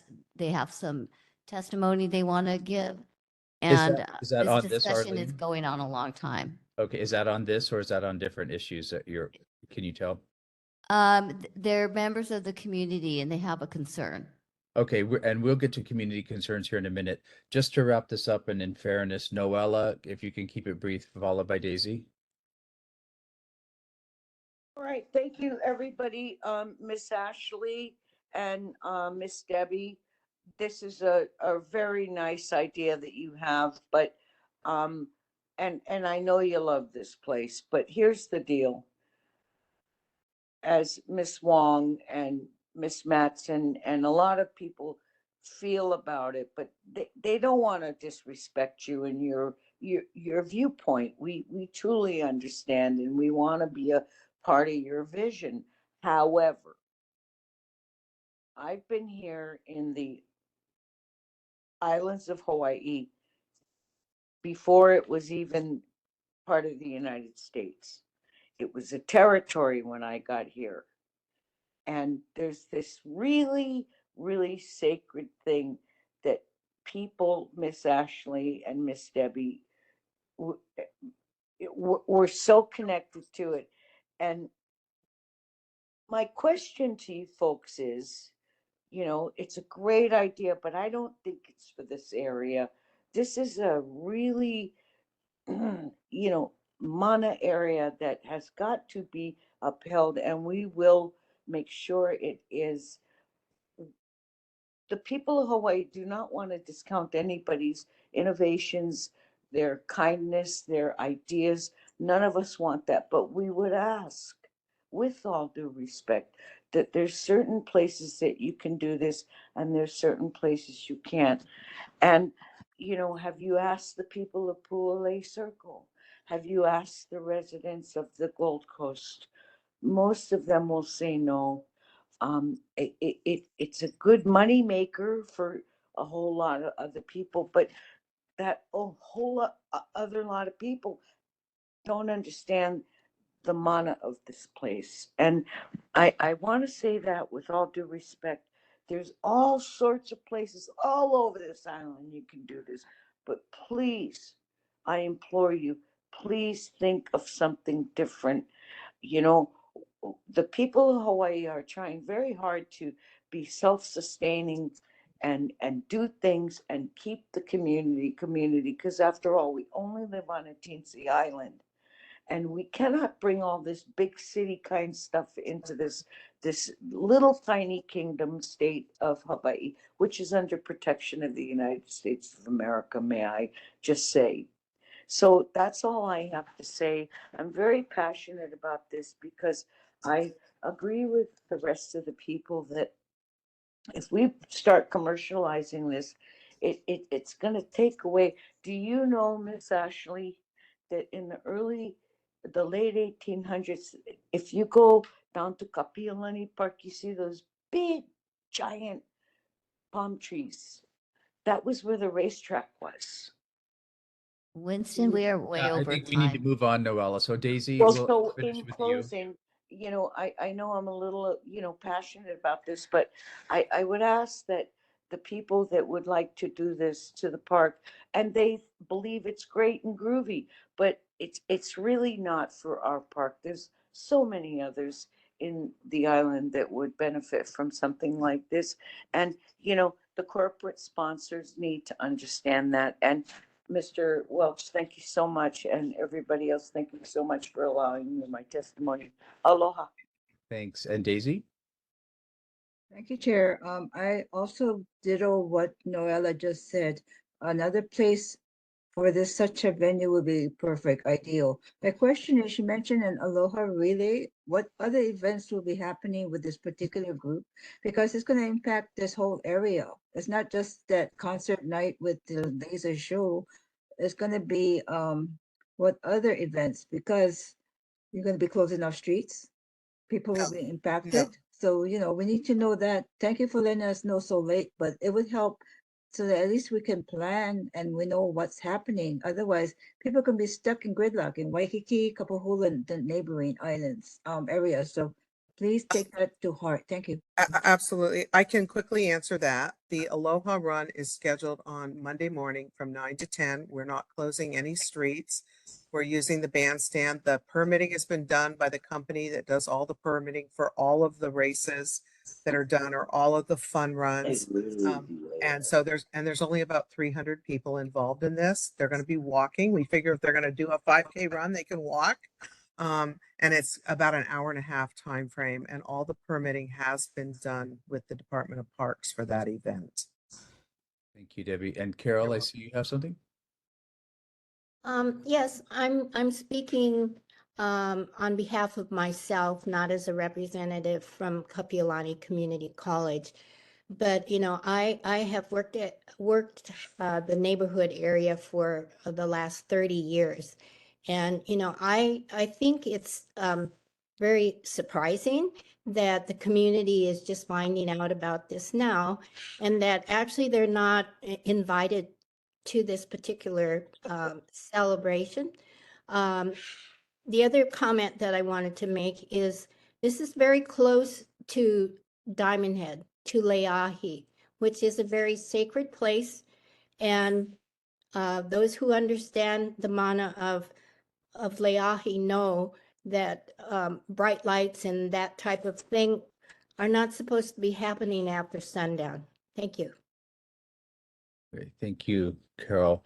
So I think probably Ashley and Debbie are you know a bit bowled over by the reaction of the community here, and I think in all fairness, you know, they have done working with the city, which has allowed it to go forward in a way that perhaps the city shouldn't have.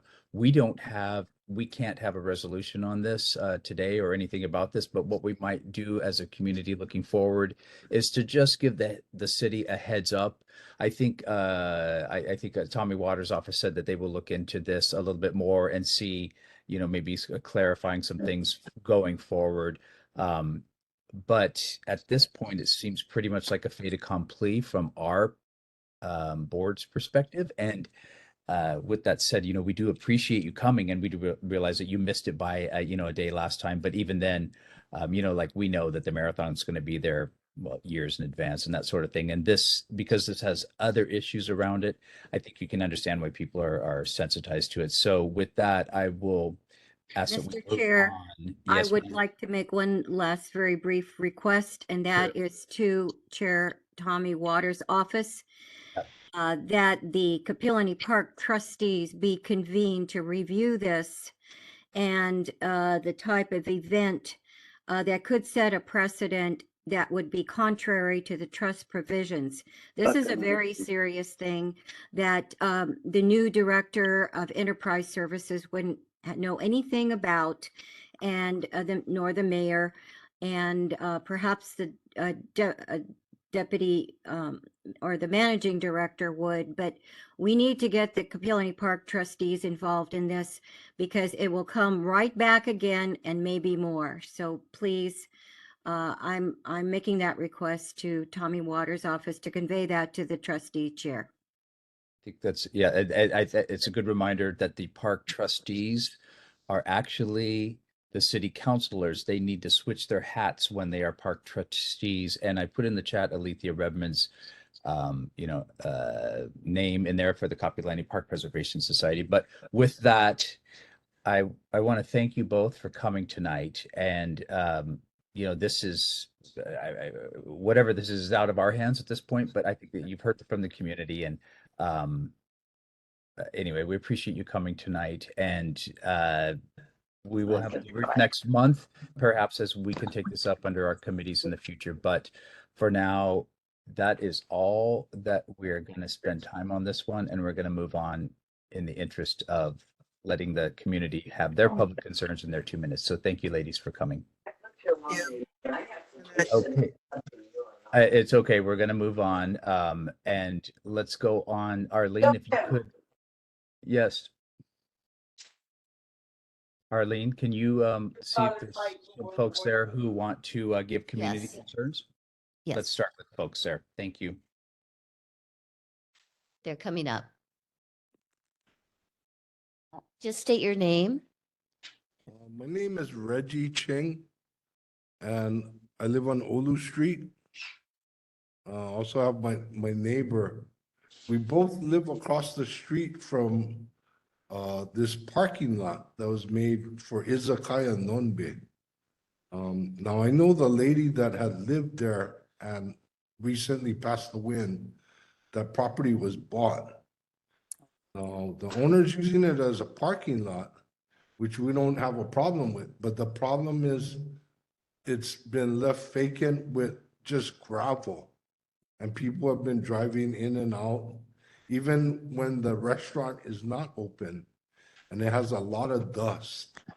There's dust covers all over, and then also there's people dumping rubbish there, and some people even after hours have been in there. So we're trying to address the main concern is the dust, that is spreading into the neighborhood and the houses around it. And we just want to bring up that concern.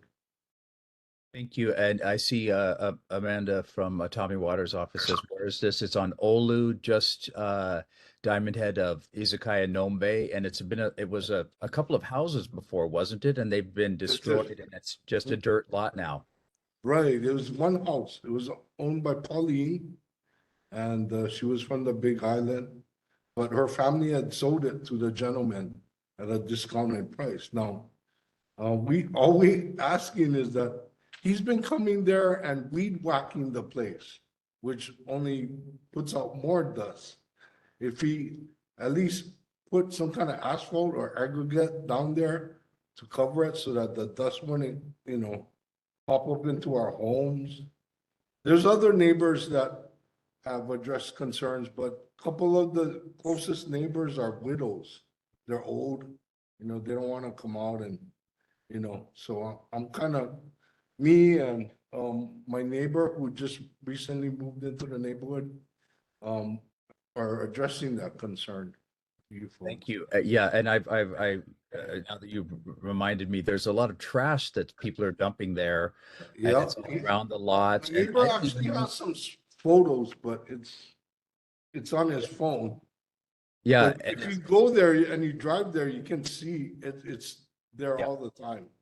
well, maybe Tommy Waters' office can follow up here. Yeah, and also it's a DPP issue probably. I mean, that's a residential property, not a parking lot. So there may be other issues there in the meantime that Tommy Waters' office can follow up on. And thank you for bringing that to our attention, sir. Thank you. Thank you. Thank you for your time. Thank you. Someone else, Arlene?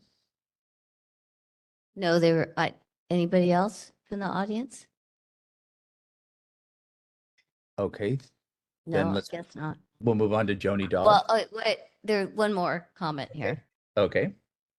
I actually have a concern about my other neighbor who recently took in stray cats. And this has been going over for 3 years. And I've spoken to the Department of the Humane Society. And those cats, like what had happened, my backyard neighbor, he rescued a cat. And somebody poisoned it. Mm. And everybody suspects this one person. So this one person had a rental to a Japanese guy, and he took on these stray cats. But these stray cats have made a litter in my backyard. And they haven't made just one litter, they made 2 litters. Since the time that I've, asked the Humane Society to help me out. And no action has been taken.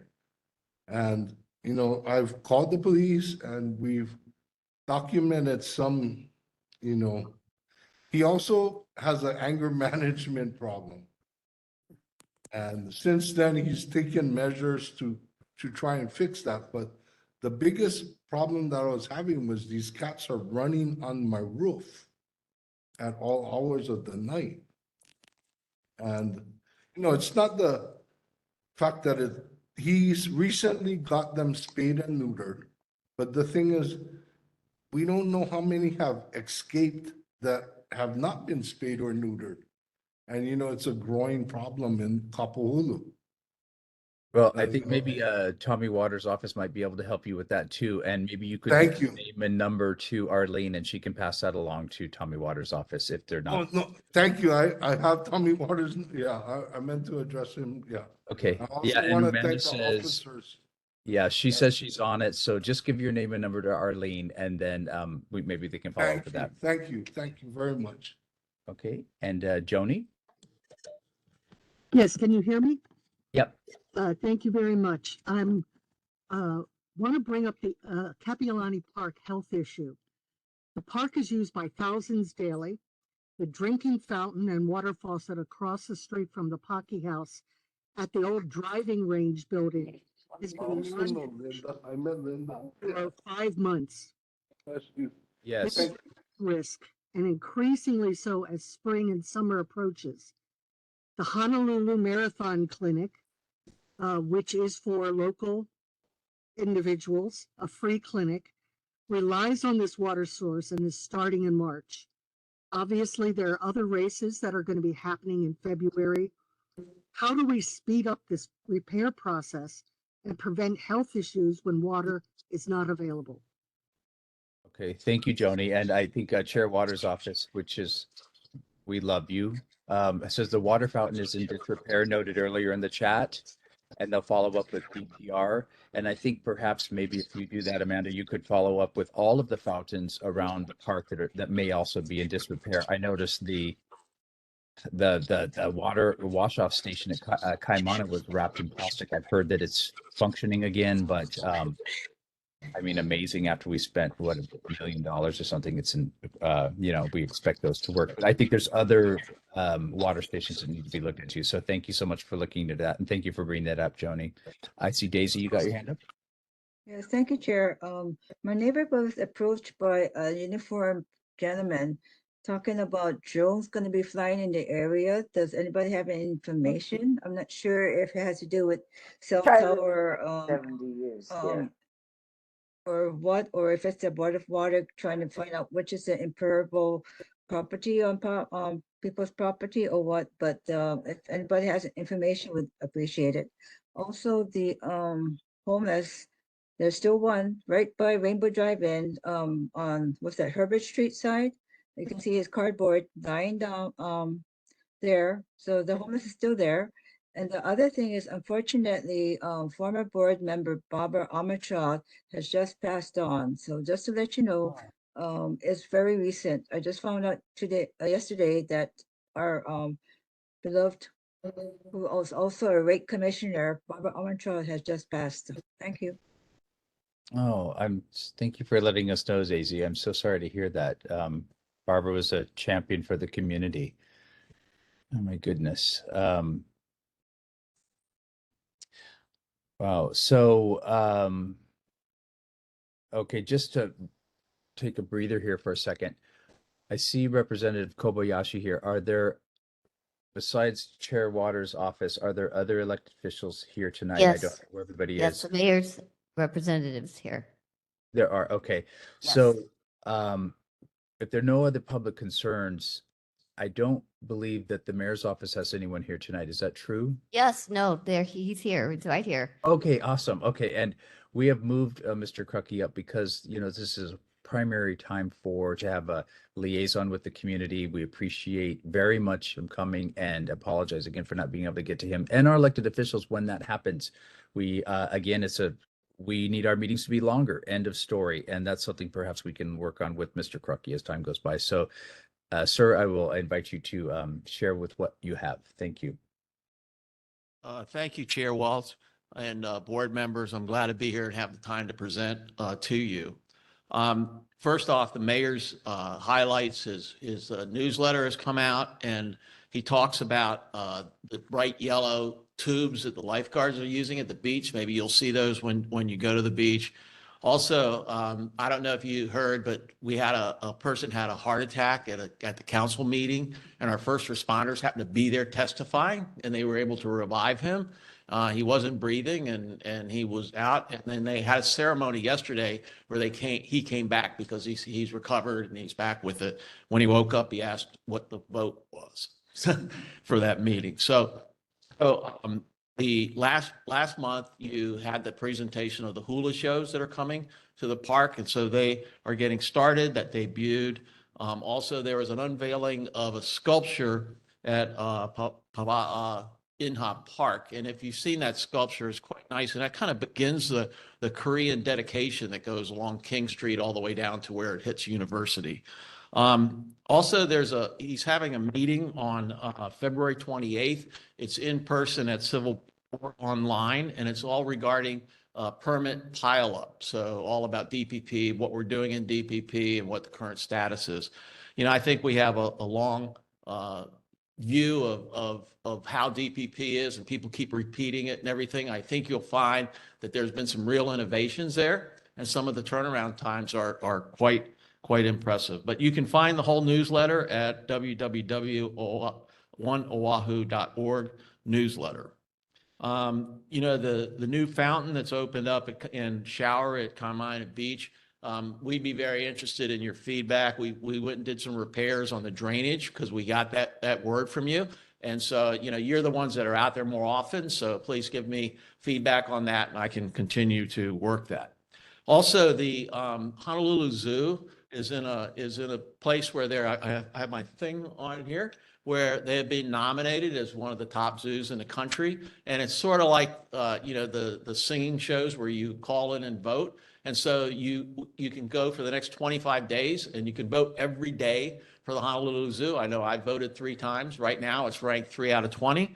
So please go do that. You can go to Honolulu Zoo. And I also left a flyer here for that one. So please go do that, honoluluzoo.org. The Neighborhood Commission, to get more people like Spencer, they're hiring. And if people want to be involved in the neighborhood board process and all that goes on, it really is eye-opening for people in getting involved in the public. They have metrics on taking your questions. He's writing them down, how fast they have to get back. They query the parks and the different departments on what they're doing to do that. So if you're interested in that, they are hiring. Okay, so to the questions from last time, what I try to do for this board is when you have questions in multiples, I like to then bring somebody from that department to come talk to you. So there were a lot of questions about streets and different issues on the streets. So we have a representative coming later. It's in your presentation on complete streets. So Renee will be here with us and be able to talk to you about that. I was also asked about the numbers of parades and events in Waikiki and such. So for parades and events that are held in Waikiki Special District, current ordinance allows up to 12 lottery events, 14 legacy events, and 4 waivers. Events that are deemed as a First Amendment activity are not counted towards the limits. On average, in Kapiolani Park, on average, there's 1 parade and 3 to 4 special events per month at that park. So that kind of gives you were asking for what the flow was on that. There was questions to HPD about the homeless encampments on Diamond Head Monument. And, above the road is state property, below the road is city property. We're trying to organize joint efforts there to canvass that area. And I would tell you that the city and state are working closely together on these issues, not just there. I've walked up in those areas. I've done the homeless outreach in those areas myself personally. But we're going to do more joint efforts and not just in street work, but we're going to do more joint efforts where we bring our outreach providers and we kind of focus on an area for a while. We're doing that. And we're trying to bring more beds online. I think, part of the homeless solution is we need beds of many flavors. And what I mean is we need to be getting people towards the right bed for them. It could be a permanent housing bed. It could be a treatment bed. It could be a shelter bed while they're kind of getting their act together to get onto the next one. But we're really going to be as firm as we can in moving people to the bed that's best for them. Because if we move people around on the street, it really doesn't change the situation much. So there was a piece on the overgrown shrubs near Rainbow Drive-In. And I went by there today and looked at it, and it looks like it's been trimmed. But that being said, there is for everybody. I was trying to do this last meeting, but I couldn't get on. There's a 311 app at the city. And so you can take that app if you're the owner of that area. You can take that app and you download it and just go up to that thing and click on it, and you can request service, right? And that's especially true where if you have a piece of lawn that's in front of your house and there's a tree on it, you're really not supposed to trim that tree. It's the city's to trim, right? And so you might want to use that app to get the work there. There was a person asking about whether the mayor was going to be in the point in time count. He did not do that this year. I get very involved in the point in time count with my department because we do all the human services for the city. And now we've officially moved I've been sort of being the homeless person, but we've moved the homeless coordinator position now in my department. And Sam Moku, who was the chief of staff for the mayor, is the new homeless coordinator for the city and county of Honolulu. I think that's all I have. Those were the answers to the questions. I'll also take any concerns and questions about that report. Thank you, Chair. Thank you very much, Mr. Crook. We certainly appreciate your devoted efforts for the city and the well-being of all of us here. I think we have a few questions. Are there some in person there, Arlene? I have a quick question. Did you have a count yet of the homeless? No. So the count was performed 2 weeks ago. It takes about a month and a half for the numbers to come out. But you know, it's interesting. If you go on Partners in Care is the continuum of care for Oahu. If you go to Partners in Care's website, go to Partners in Care dashboard, and you can get a lot of statistics on what's there. And I'm working now on a more visual command center where we get the information from that we're gathering, and we'll be able to look at situations and hopefully make better decisions about what we're doing. Yeah, Any I oth- have one other question about the homeless around Diamond Head. My biggest concern about the homeless in Diamond Head is their lack of sanitation. And until you have a bed for all these people who are living there, can you at least put in a porta potty for them? I mean, otherwise, all their fecal matter will go directly into the ocean when it rains, and that's a big concern. Yeah, that's a very difficult thing. You know, creating safe zones can be problematic, but you know, we could put porta potties there for the tourists, right? And then somebody else could use it. We'll take a look at that. You know, one of the things that is opening up is we're doing a collaboration with the state at the Evile Resource Center, and I think this has sort of been talked about in this neighborhood board, but we're going to be able to pick up people that are having mental illness episodes and be able to pick them up on the street, right? And take them there where now you would take them to Queens and they'd be out in an hour. We'll be able to take them to the resource center and be able to work with them for some period of time so that we can get the right assessment and what they can do. So that person can be taken off the street right away. So then we work on them there, not try to work on the street. Thank you. Anyone else, or Arlene in person? So does that mean that, I mean, I, like Arlene. Work? Oh, okay. Like Arlene, I go for runs and bike rides all around the neighborhood, and I'm constantly seeing people actually having episodes. So does that mean that we're supposed to call and tell somebody every time we see someone having like a full mental breakdown? Yeah, Like, that's a great question. Yes, call 911 because this service will be a HPD pickup. And then they'll pick them up and then they'll take them to this center where they can be treated. Okay. We have both a treatment area in there. There's beds in there, you know, to do that. So please call 911. Best not to get personally involved. And Mr. Crucky, is that a new service from the city that I'm taking it that maybe that is with that center down in Evile? It's very new. I'm about 2 days away from signing the contract that brings the state in there. Then they're going to do work because they have to fix some of the rooms for these kind of special treatments, and then they'll start up. And you know, since I'm with this neighborhood board, I'll keep you posted. So we can't do it yet. Not quite yet. Okay. Coming. Okay. Thank you. But Yeah, that's a big change. That's a big change. huge change. Okay, I see, Linda, you've been waiting. Louder. Okay, I will. I've gotten a lot of complaints about the showers at Diamond Head, at Kaimana Beach also. They say that the water flow is not consistent. When they first put that in, they put in a shower piece, the main piece that wasn't the one that was really supposed to be put in there. I think the letter from Kukua Line, made it, go faster and it wasn't quite ready. So I would like to have Randall Wakamoto back again to give us an update because I can't fix it and I get all kinds of complaints about it, mostly about the water flow. Okay. Yeah, we went back to the manufacturer and replaced those parts. That's why I was asking for the feedback. Thank you. Yeah, yeah. Okay. So I know I get an earful all the time. I live in Pule Circle, so you know, just like 1,300 people. Let's see. Oh, I thought it was interesting that you couldn't get on WebEx either, because I have a hard time with that. I think they just made an update, but they didn't fix everything. It's sort of harder with a Mac, I think, with the Apple product. Let's see here. Oh, the parades. I counted all the parades and had a newsletter that went out to all the people in this area because they couldn't get out of their driveways on the Gold Coast for 11 years. And I've talked with Mike Formby about it several times, in fact, recently.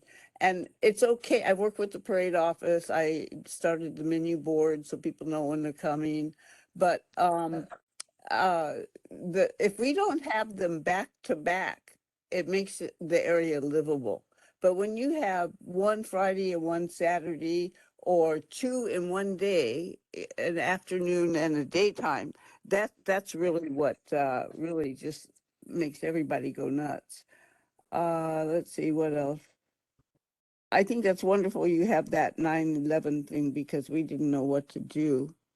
So I see that you're making progress, which is really, really nice. I can see it. Oh, I wanted to tell you that the Blaisdell is making a traffic jam because the back gates don't work. They don't have the ability to process cars in and out the back gates because they can't take money or tickets, or they can do no business there. And when that happens, the traffic gets backed up on Kapiolani, and then you go right on Ward, and then there's another backup because people are using the $25 parking because they can't do anything else. And so we need to have that, if there's an upgrade at the Blaisdell, I don't understand why the back gates aren't functioning, because the whole thing can't function without flow. So I was hoping somebody could look into that. Thank you, Yeah, Linda. we'll look into that. The app is 311, the app for service from the city. Okay. But and Mr. Krucky said we can call 911 if someone's having an episode, but 311 is to take a picture of, trash or trees that need to be trimmed or something like that. And Daisy, you've been waiting? Thank you, Chair. Thank you, Director Crocky. Thank you for asking, say, DTS or some other departments to handle a lot of questions. Can you also ask them, we just found out yesterday at OMPO CAC meeting that the city wants to go ahead and make Kuhio Avenue bus exclusive lane on both sides, foreseeing 2 lanes of traffic going both directions into 1 lane of traffic, and only buses and tour vans are able to access the extreme right lane. But it doesn't address the drivers who have to make the deliveries, and just causing 1 lane of traffic flow, and especially when Kalakaua Avenue has all those parades or activities closing off, it makes traffic even worse for the community and the neighboring. And don't forget, I don't know what the latest plan is for Alawai Boulevard, whether they're still thinking of making that a complete street with bicycle lane and taking away of traffic. So we need to have more information on those. Thank you. Thank you, Daisy. Yeah. We're not going to solve all problems and one night. Margaret, you want Yeah, Anton, I can't even get onto our website. I always have to go on as a guest. So and I've talked to them about it, and there's something wrong with our link. Okay. And Especially but with that. anyway, and also with regard to the shower, who did the specs for the showers? And why isn't the contractor who installed it not warranting his work? And I know that they had to change out the tile because it was incorrect. It wasn't draining properly. But there is a guy down there who knows everything that works at at the park. His name is John. You might want to talk to him. I don't know, he's one of the head workers down there, but he knew everything. He said that they had to change out the filter because people were complaining that it wasn't, the shower wasn't strong enough. But when they did that, it wrecked everything, and the pipes aren't correct for the fittings and all of that. So it seems like there's something wrong with the execution of that. And why is it? Because of the specs and the design of the project? You really need to check that out. It just seems like it's such a pain, and it's so important, and we paid so much money for it. And apparently the same people are going to be doing 8 more showers or something down there. But if we've got so much stuff going on, and I walk 3 times a week down there, and the fountains are all taped off with black plastic bags and everything. I mean, it's embarrassing. Yeah, so that it's Parks and Recs that we looked at, and we had Laura here 2 meetings ago, Laura Thielen, the no. director, right? And she spoke about the challenges with that one. And I think part of it, of the technology is needed there because it meets other standards for runoff and everything else. So it's not just Right. built for just usage. It has other purposes of why they went with that technology. But I know that she knows, and she got a lot of feedback from you on it. Since that time, they replaced those parts, and you guys are telling me that not so good. So we just got to check it out. It's just, it was so expensive that we should have a golden shower there, so to speak. Well, one But of the, anyway, but the Thank you. contractor not warranting it Thanks, is Margaret. kind of weird. Thanks, I Margaret. just want to mention that one of the issues I've had with, I actually worked through Surfrider. I was asked to analyze these showers for the other designs. And I wrote a letter to the contractor, which I'm sure they have. And one of the issues that I see as a real problem is that our sea level is rising, and the areas where they're putting the drainage for these showers is being inundated with seawater during king tides and high tides. And so there's nowhere for the water to go. If you go to Kaimana and you see where when it's heavily used, the showers, the water is actually draining towards where the palm trees are, and there's now a huge puddle on the path. So it's a real issue. I think the solution would be to hook up the shower to the sewage lines, which are close by. Yeah. That's one input. Thank you. I appreciate all that. Thanks, Harley. And Ms. Matson? Thank you. Just a quick question. Anton, you mentioned that the good Sam Moku is, who was the mayor's chief of staff, is now the new homeless coordinator. Who is the new chief of staff for the mayor? He was just announced at our cabinet meeting this week, and it's Andy, and I'm thinking about Keen.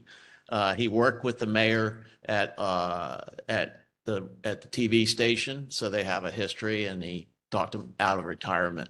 Yeah, so he just got announced. And we can look that up on site, but it's Andy. Yeah. Interesting. Thank you. Mr. Krukey, thank you so much for coming and being with us tonight. And we look forward to you coming again next month. And appreciate you staying out late. Mahalo. With that, I'm going to take the next couple business items out of order, which is I do want to give, we have 2 minutes for our elected representatives. We have 2 presentations now, 2. So we're going to keep our questions short, comments short, or non-existent. If you have questions for the representatives specifically on a bill or whatever, put it in the chat, contact their office. And then we will go to the presentations. Verizon Wireless, website, web cell towers are going to be one at KCC, followed by Complete Streets. Each one of those deserves about 27 hours. We don't have it. We're at 8:15 now. We're going to hear first from, if there's any from Mr. Case's office, I don't think so. Ms. Hirono's office, I don't think so. Mr. Schatz's office, I don't think so. The governor's office, anyone here from the governor's office? And if you guys have contacts with these folks, let them know we're interested. Mr. Ihara, are anybody from here from Mr. Ihara's office? And Mr. Kobayashi, I see you are there. If you will give us your report, Representative Kobayashi.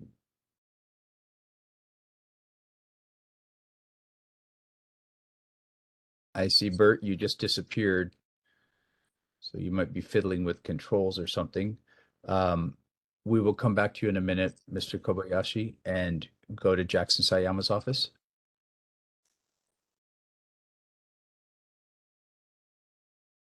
No one from Jackson's office? Stanley Chang's office? Aloha. I'm with. I'm sorry, I'm back again. Okay. If you could wait, for Stanley Chang's office. And Bert, can you go ahead? Go ahead. We have too many things impinging on our budget, including Maui. Right now, we are at estimated $1 billion in deficit. The last time we had $1 billion deficit, we had furlough Fridays under Governor Lingle. So don't expect too much out of the legislature this year if it requires money. We have many controversial bills, including recreation marijuana legalization, casino gambling, sports gambling. We have a huge bill to require the counties to allow 3 dwelling units per residential lot in urban districts. So lots of controversy, and this is still early. Thank you. Thank you, Mr. Kobayashi. Yes. Lots of challenges that we're facing. Legislature's in full swing now. Go to capitol.hawaii.gov, research for yourself, get involved. With that, Mr. Chang's office. Okay. Hi. So Senator Chang would like you guys to know that you can find February's newsletter on his website by going to www.senatorchang.com/newsletters. I will be dropping all of these links in the chat, so don't worry if you don't catch them.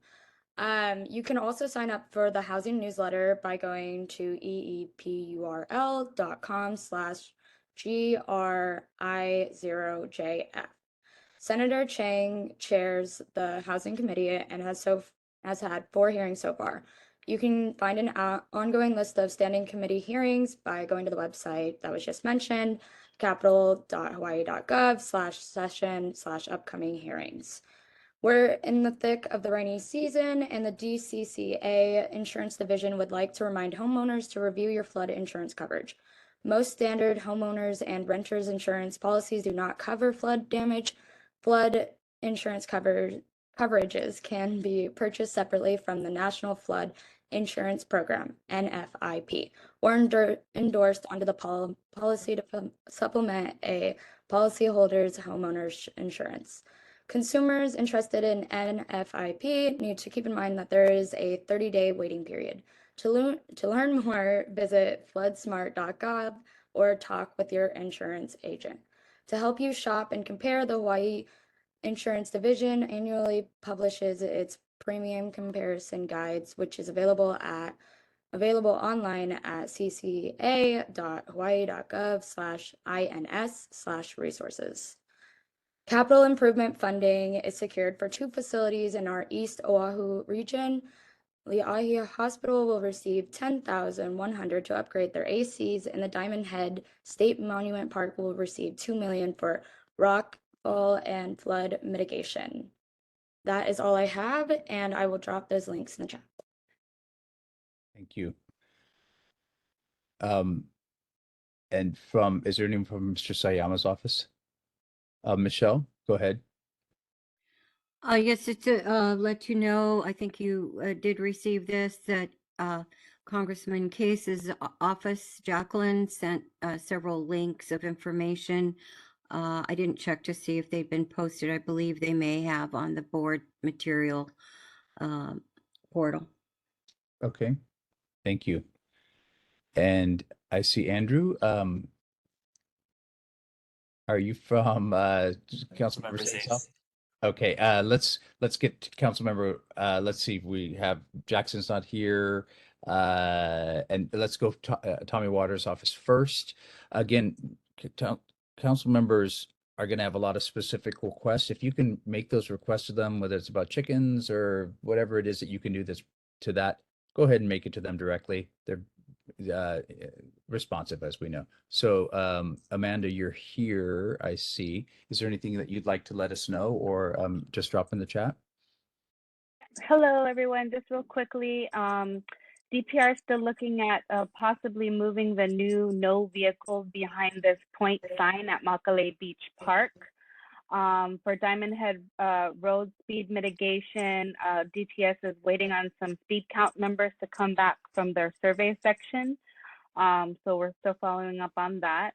I did note in the chat that Chair Waters introduced resolution 2130, 2430, that is regarding these low flow shower fixtures like the one at Kaimana that has been problematic. They're actually also, it's at Ala Moana as well, and several other parks. I'm not sure why this particular one at Kaimana has been problematic, but we want to ask that question and many, many more to the department. So go ahead and contact us or look out for some more information about that. It's also included in our newsletter, and you can always contact us. And then I just had one quick note about, we received a couple of concerns about church service in Kapiolani Park, and we checked with both the park department as well as our corporation council, and we're told that church services are allowed in the park under the trust. If you have any concerns about that, I can give you some further information, but I'll just leave it at that because I know we're short on time. I have several items I'm making note of this evening that I'll take back and follow up on further for next month. And if there are any other questions or concerns, please let me know. Thank you, Amanda. Your office has been amazingly extra responsive in the last while here, and we appreciate that. And I would ask the public, reach out to our council members' office directly. They seem to be, they can break through the clutter a lot. Not always, but they encounter it too. Andrew, I invite you to go next. Hi, good evening, everyone. Andrew from Councilmember Say's office here. I'll be going over District 5 updates. Councilmember Say's monthly newsletter for February is linked in the chat, along with other helpful links. The public hearing regarding the primary urban center development plan was rescheduled to March 20, 2024. I'll also be putting the link in the chat for more information. Lastly, constituent concerns regarding illegal parking on both sides of narrow streets in St. Louis Heights. Our office has been working with HPD and St. Louis Heights community in remaining proactive of addressing these issues. HPD advises the community to report violations quickly and consistently. Besides that, vote for the zoo, the Honolulu Zoo, best zoo in America, honoluluzoo.org. But yep, that's all for me. If there's any questions or concerns, I'll be sure to pass it on to Councilmember Say. Thank you, Andrew. And we have a couple questions. Will he be here next month? And Tommy will be here next month. Do you know if Calvin will come next month? Yes. Okay. Thank you. Yeah, there's a lot of concern in this neighborhood, and I don't want to open up this can of worms, but about some developments that have happened, and the public is very interested in this, the precedent set and all of that. And the PUCDP folks, educate yourselves, go to the meeting. Andrew, drop that in the chat when that's going to be. Read Civil Beat this morning. Kapahulu, Arlene was quoted. Read about what Arlene had to say. Educate yourselves. Our neighborhood may be changing. Okay, do we want it to change? If not, let's do something about it. If so, great. Let's cheer them on. With that, we have about, let's just make the math easy and say 30 minutes. Okay. We're going to give 15 minutes to each of these folks. I'm going to cut them off at 8:55 or so. Maybe they'll be faster. Maybe they'll be slower. They might want to come back later. I think the complete street things, we could keep Renee here for a week. We're not going to do that. She's very nice. We don't have enough time at these meetings. It's our first time to hear now, and they did put all of that online, in all fairness, and I went to the meeting. So I think Margaret was there too, maybe Linda. So a lot of it is going to be, yeah, you may not like it, this, that, or the other, whatever it is, but let's let them speak and give enough time for some questions. But first we have from KCC. Yes, Mr. Sung, you've been patiently waiting, and my apologies again. I had left him off last month, but actually it was fortuitous because the way things worked out. So with that, I will turn over to you to tell us about these small cell towers at KCC. Yeah, hi there, Chair Welch, board members and the public. My name is Steve Sung. I'm a site acquisition consultant for Verizon Wireless. So we've been working with KCC to install a small cell technology on campus to improve cell coverage in the campus area and also in building coverage. These small cells design. Let me see if I can share my screen here. Hold on one second.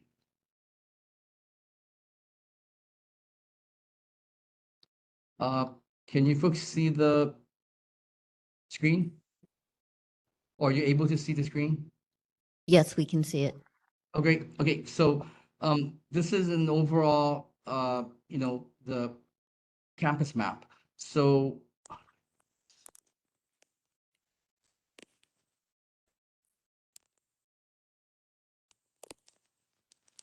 sorry, bear with me.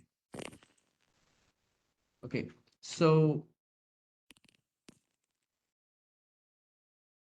we're basically going on 5 different buildings. And the small cell technology, very quickly, the small cell technology basically, instead of a macro site, which is, you have your food, 3 sectors, you have your, the bigger antennas, which are like 8-foot antennas. It can range from 4 to 8 feet of antennas for 1 sector. You can have up to 12 antennas of these larger antennas, but the small cell technology, basically, we're using smaller antennas. These are 1-foot antennas.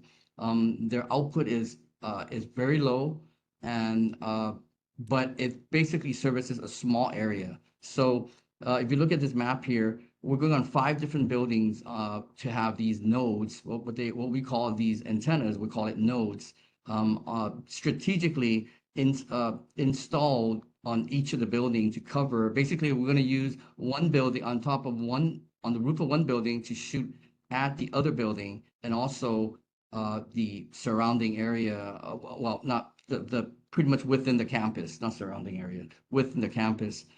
So in this case, we're going on the Kalia building, Leahi building, Ohia building. Sorry.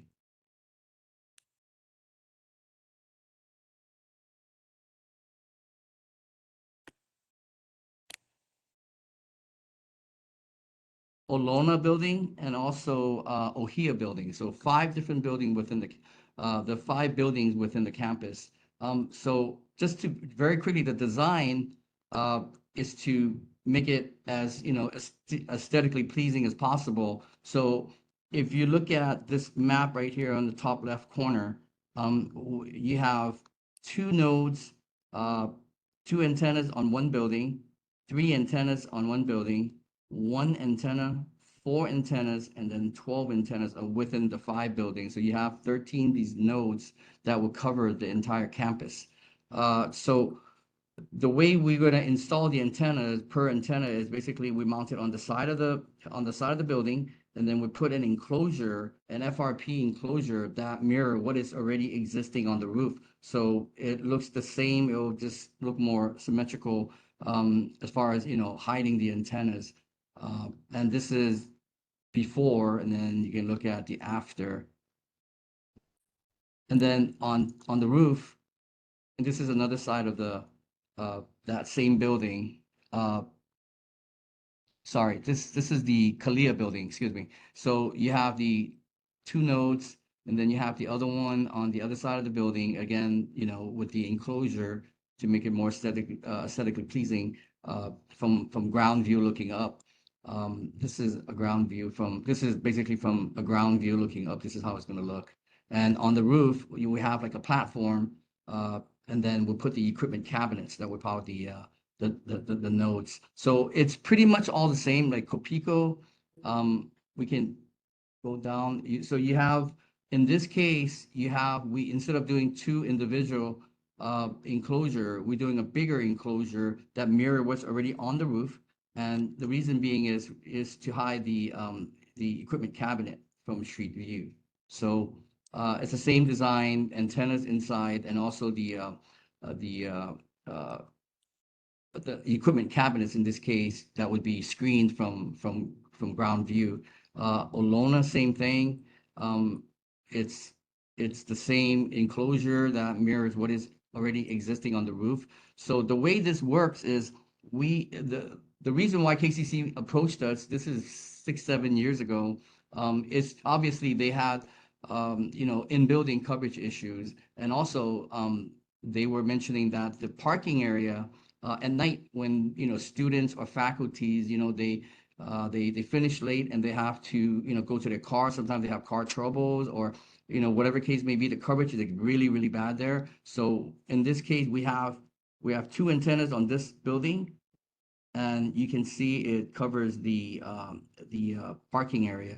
and we have one antenna in this building, and is to cover that parking area to make sure that, you know, there's sufficient coverage. And the other building basically is to cover the other building. You can see how that works with my arrow. And, you know, that's just how they're gonna mount the antennas with the enclosure and with the cabinet that's gonna be on the roof. So I went with the RF engineer from Verizon to walk the campus before we even came up with this design. And I can tell you that in building, you have maybe one bar, and most cases you have zero. Within the campus, you have maybe one bar at best, and a lot of areas you have 0 bars. So, you know, Verizon wants to invest. I'm sorry, and one more thing is the coverage that we have, it doesn't go really beyond the campus. So this is for the small cell technologies, really just to improve the KCC campus only. And again, going back to, you know, walking the campus with the RF engineer, you know, you can just see, well, I mean, the coverage really is lacking. And, you know, in case of power outages, natural disaster, whatever case may be, where, you know, your phone line is out, well, we can pretty much say that, you know, nowadays everybody uses cell phone. And, you know, we want to make sure that in case of natural disasters or any, you know, emergency situation where, you know, students or faculty need to contact, you know, for help or contact their loved ones, that they're able to. You know, so we're working with KCC right now. The zoning where the campus is designated, a presentation is not really required, but KCC basically wanted us to make sure that we notify the public of this project. And so that's the reason why I'm here making a presentation. I've already done one for Kaimuki Neighborhood Board. So I'm doing this campus. I mean, I'm doing the Diamond Head, St. Louis, and Diamond Head, the Neighborhood Board number 5. And then I'm also going to do one for the Kahala, I believe, hopefully by next month. So this is pretty much my presentation. If you have any question, you know, I'll be more happy to answer them. Thanks, Stephen. I think I had some in the chat, and I'm going to suggest that actually there's probably enough interest in this that maybe what you could do is make a presentation at KCC itself and invite neighborhood board members or members of the community of the surrounding to have time to ask more questions for you to be able to more fully answer. But a few of these that came up was, does the surrounding community, does the surrounding community benefit from the small cell towers or only Verizon users at KCC? How many So only Verizon subscribers be able to get this coverage, correct? And will it go outside of the boundaries of KCC? No, very minimal, if that, no. Okay. And how many total are being installed? 13 nodes. 13 So if you can nodes. see on this map right here. Yeah. Wait, sorry. Yeah, so 13 nodes. And 2, 3, has DPP approved this? Is this a DPP approval process that you've followed? So no, yeah. So again, we can submit the conditional use permit and also the special management area permit once we have the final approval from KCC. So, but again, as far as permitted use, it is permitted under, you know, the ordinance. Okay, and a couple of these is, you know, combined sort of, how do these RF radio frequencies impact health, or how do they impact health? I mean, could we stand in front of these or be near them? Are they going to be, you know, nuking people? There's, you know, and how close can you get to them? Or Yep. Sorry, go ahead. That's it.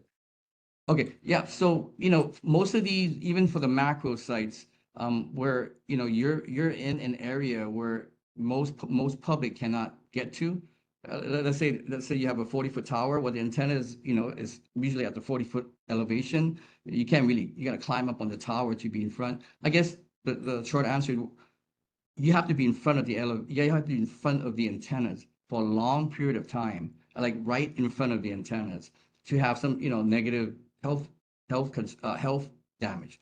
But if you are behind the antennas or you're below the antennas, we put up signs on the roof, just to let the public know. Let's just say somebody's working on the roof, that you got to stand so many feet behind the antennas.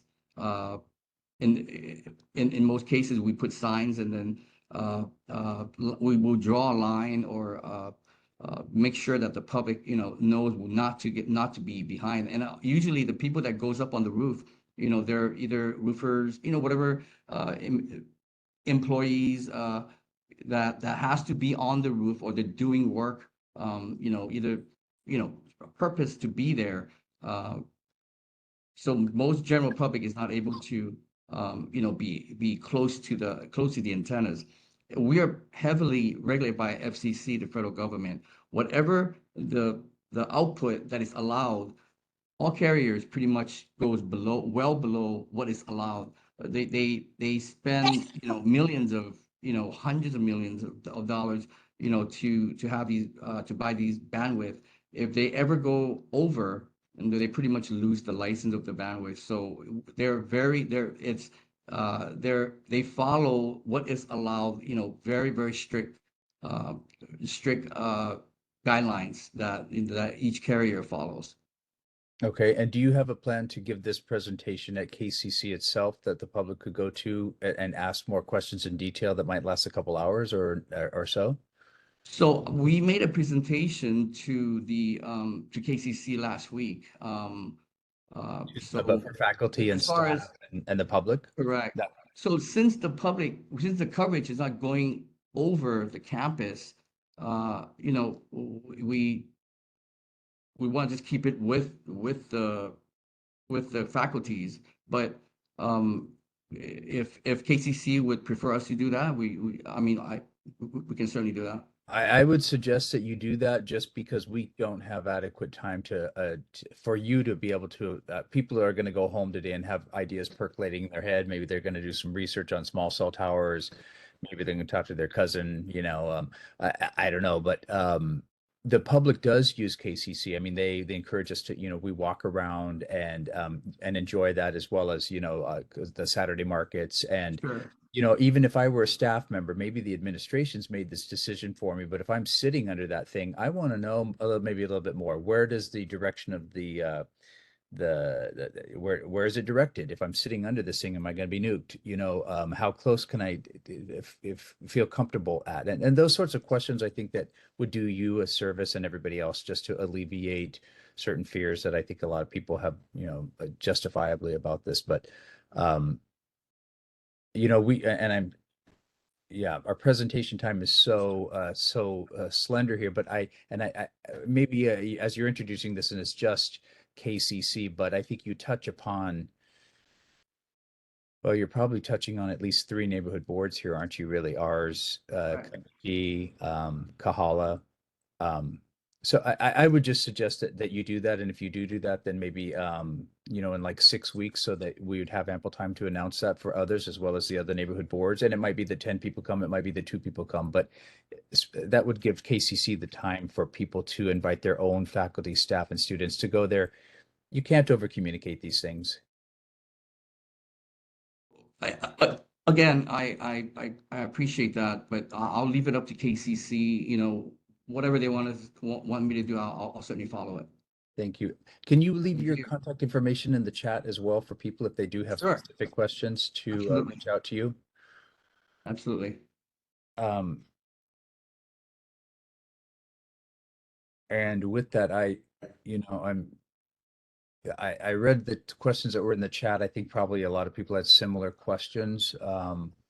Again, I think that maybe we can reach out to Stephen later, and with some specific questions, or even invite him back at another time. Maybe if we have some, and all the extra time we always have at every meeting.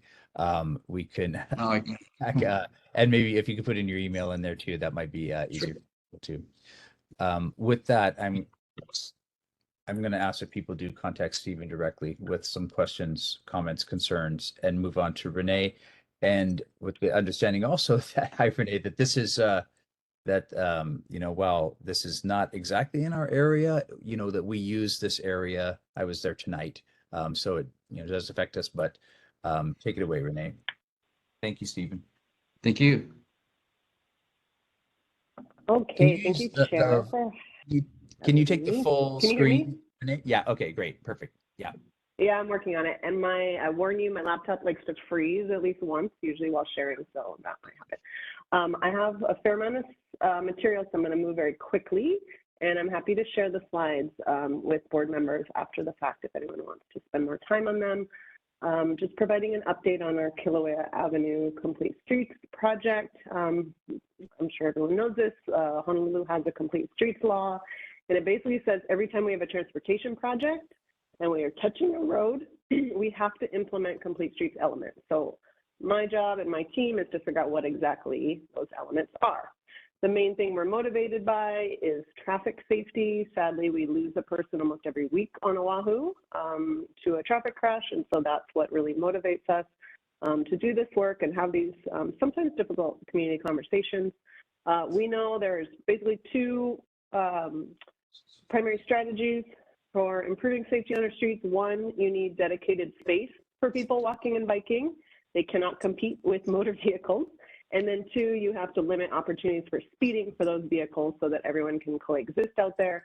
We've all seen these statistics, right, with the speed that a crash happens between a pedestrian and a vehicle is exponentially related to the speed of that vehicle is exponentially related to your chance of surviving.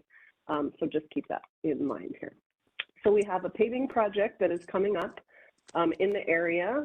We have come and presented on this project before. And so you can see here, Kilauea Avenue from Waialae basically to 18th is going to be rehabilitated. And so we have an opportunity to make changes very efficiently without a lot of extra cost because we're already ripping up the road and putting the striping back. And we're also going to be doing some other sidewalk improvements and stuff along some of these other green streets. So Kilauea Avenue, it's got, depending on where you are, about 10 to 20,000 cars a day. I'll show you the volumes. We do see max speeds every day up to 65, 70 miles an hour. We've got almost 8,000 students that go to school along the corridor. So lots of community destinations, lots of kids out there in the mornings and the afternoons. We do have one traffic fatality in the last 5 years, and we have a very wide road and a lot of right-of-way. You guys are diamond heads, you know that's not often the luxury that we have, so we want to take advantage of that. We did have a community meeting a few months ago, and we asked people, okay, what are the problems out there? We know what the crash history says, but what do you think? And lo and behold, people are also concerned about speeding vehicles, drivers not yielding to pedestrians and crosswalks, and very wide pedestrian crossings, no bike facilities, etc. So we've done a lot of crash analysis. I'm not going to go into the details here, but they are for all modes. We have bikes, cars, pedestrians, everybody. And then sort of in two concentrations. There's sort of an area kind of from the Kahala Elementary up to Kahala Mall has sort of a concentration. And then the really wide section with no median. And then the section near the district park in the middle school. Pretty predictable, honestly, to see these kind of crash patterns. Most of our 4-lane streets have some pretty significant speeding issues and some crash history. So not too surprising for us. This kind of matches up from what we see across the island. These are our 95th percentile speeds. So this is kind of like what most cars are driving around. So you can see this is, you know, if something is to happen out there, there's not a lot of room for error. So we would like to bring these speeds down. So this is what the lanes look like today. There are basically 2 travel lanes in each direction from Waialae all the way to 22nd, and then the eastbound lane, of course, there's only one from 22nd to 18th. This is what we're proposing. Oh, wait, traffic volumes first before I pop it up. So these are the traffic volumes along the corridor. As I just said, the laneage is basically the same, but you can see there's about more than twice as many vehicles near Kahala Mall than there are closer to, say, 22nd Avenue and the far end. So we would like to line up the number of travel lanes out there a little better with the traffic volume. So this is what we're proposing. We're not proposing any travel lane changes around Pahala Mall. I think there's been a lot of misunderstanding about that. People concerned about congestion over there. We agree. We don't want to change the travel pattern, but we do think from Pahala to 18th, we should have one through travel lane in each direction and then left turns. And so that's the design that we're advancing right now. And I have a couple of graphics to help illustrate that. These are federal guidelines on kind of going from that 4-lane to a 3-lane cross section. And these are where our traffic volumes are. Like, we're in the great candidate, very good candidate for this sort of strategy. Like, our traffic volumes are just very much not flagging any kind of major congestion concerns with where we're proposing the lane changes. And so this is what that looks like for one portion of the corridor. This is the section that does not have the median, very wide pavement. You can see there's 4 lanes out there and parking, basically a wide sea of asphalt that communicates to drivers that they should go as fast as they feel comfortable. And then the bottom shows what we're proposing. So we would provide a center shared left turn lane for all the driveways and the homeowners. So when they want to take a left, they can get out of the through lane. We don't have to have people jogging around them. And we'll have one through travel lane so that, you know, sort of the slowest car out there ends up setting the pace instead of providing 2 lanes for people speeding to go in and out and weave through traffic. And then this is a very crude, very cheap AI rendering that we did with like ChatGPT, just to show what the sort of roadway layout would look like, sort of fronting the elementary school there. And then this also just shows fronting Kahala Mall, keeping the travel lanes, but really restricting the parking actually in this area instead. We have done traffic observations out there, traffic studies. You can ask us more about this if you're concerned, but we, you know, have done our homework and we're pretty confident this will work.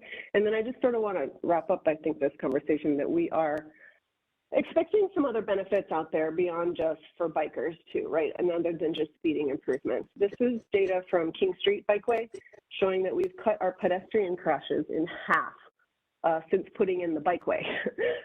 So it just goes to show, and this is repeated in city after city, that when you start to add these features and you kind of create a little more order sometimes out in some of these places, you end up seeing just traffic behavior in general raise, and traffic crashes across the board go down for all modes, drivers as well as people not in cars.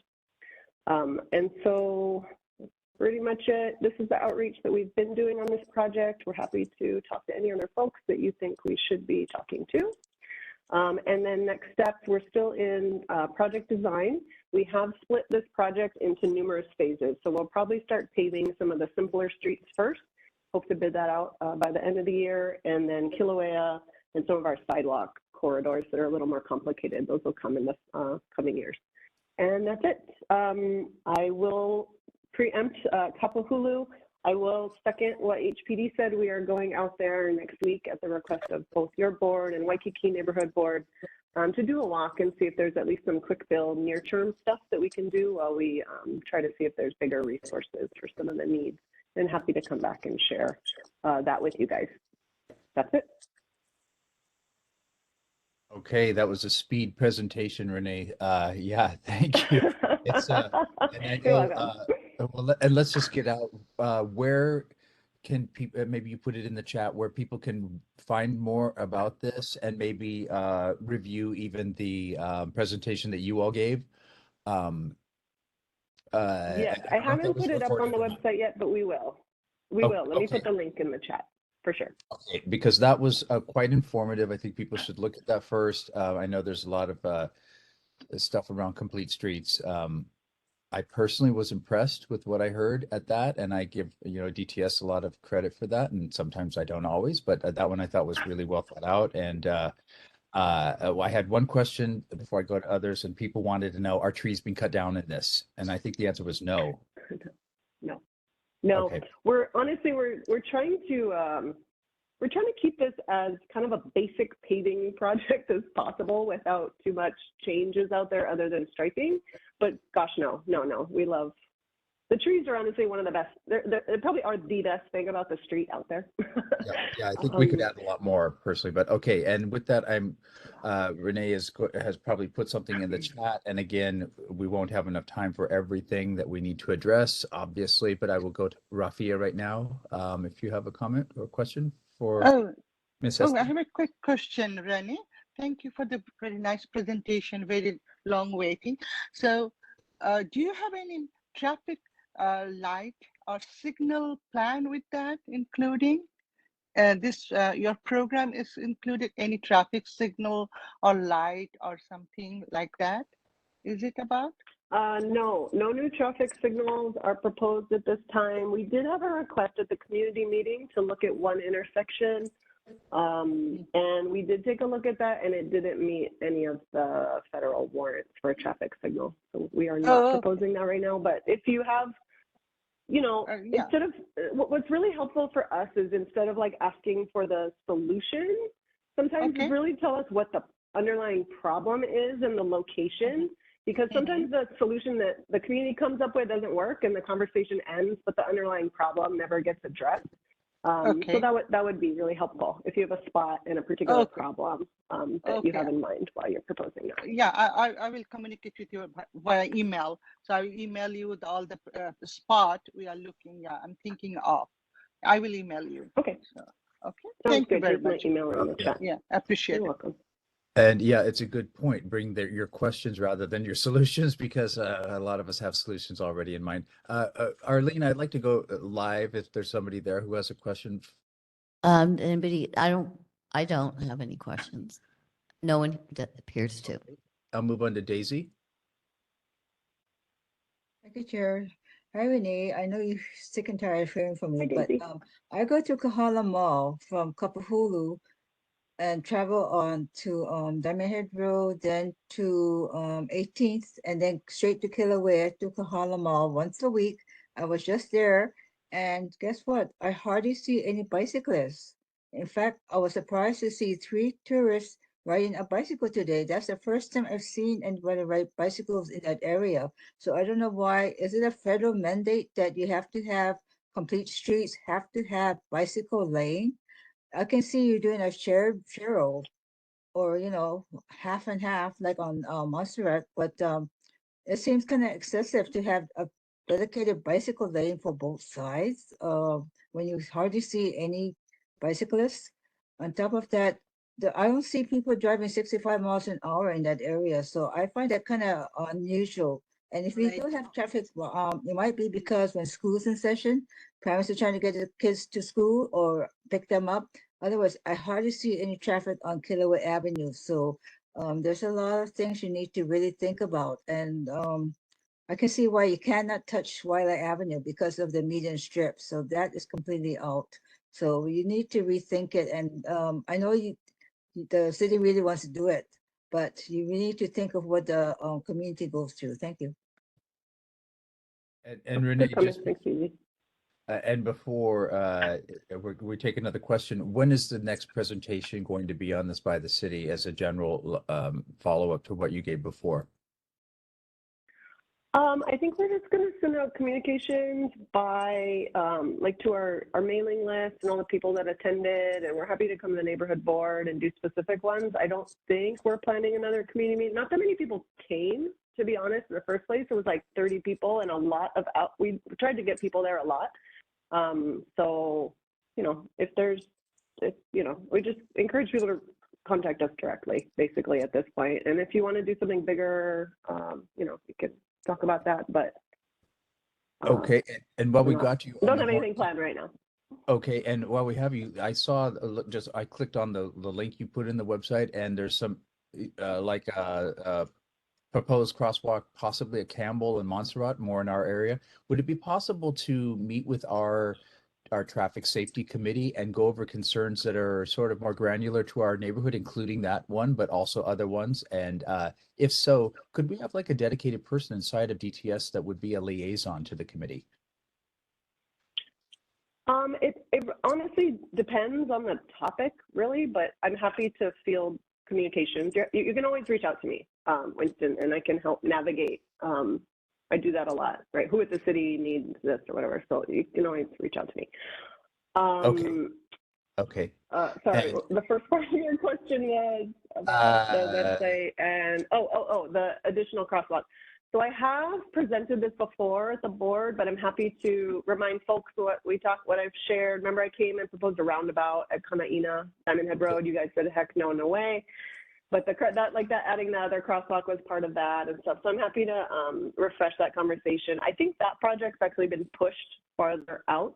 So we do have a little more time on some of those months for us. and I think that's the theme of the moment is we will need more time. And I am sorry that we won't have more time No to problem. discuss anything else because our time together, friends, is coming to an end. I'm sorry, Linda, you can contact Renee specifically. Our next meeting is the 14th of March. We're in the Ides of March, Neighborhood Board 5 meeting, 6 o'clock. Be here, be at the Alawai Golf Course Clubhouse at 6 o'clock, be online, wherever it's more comfortable for you.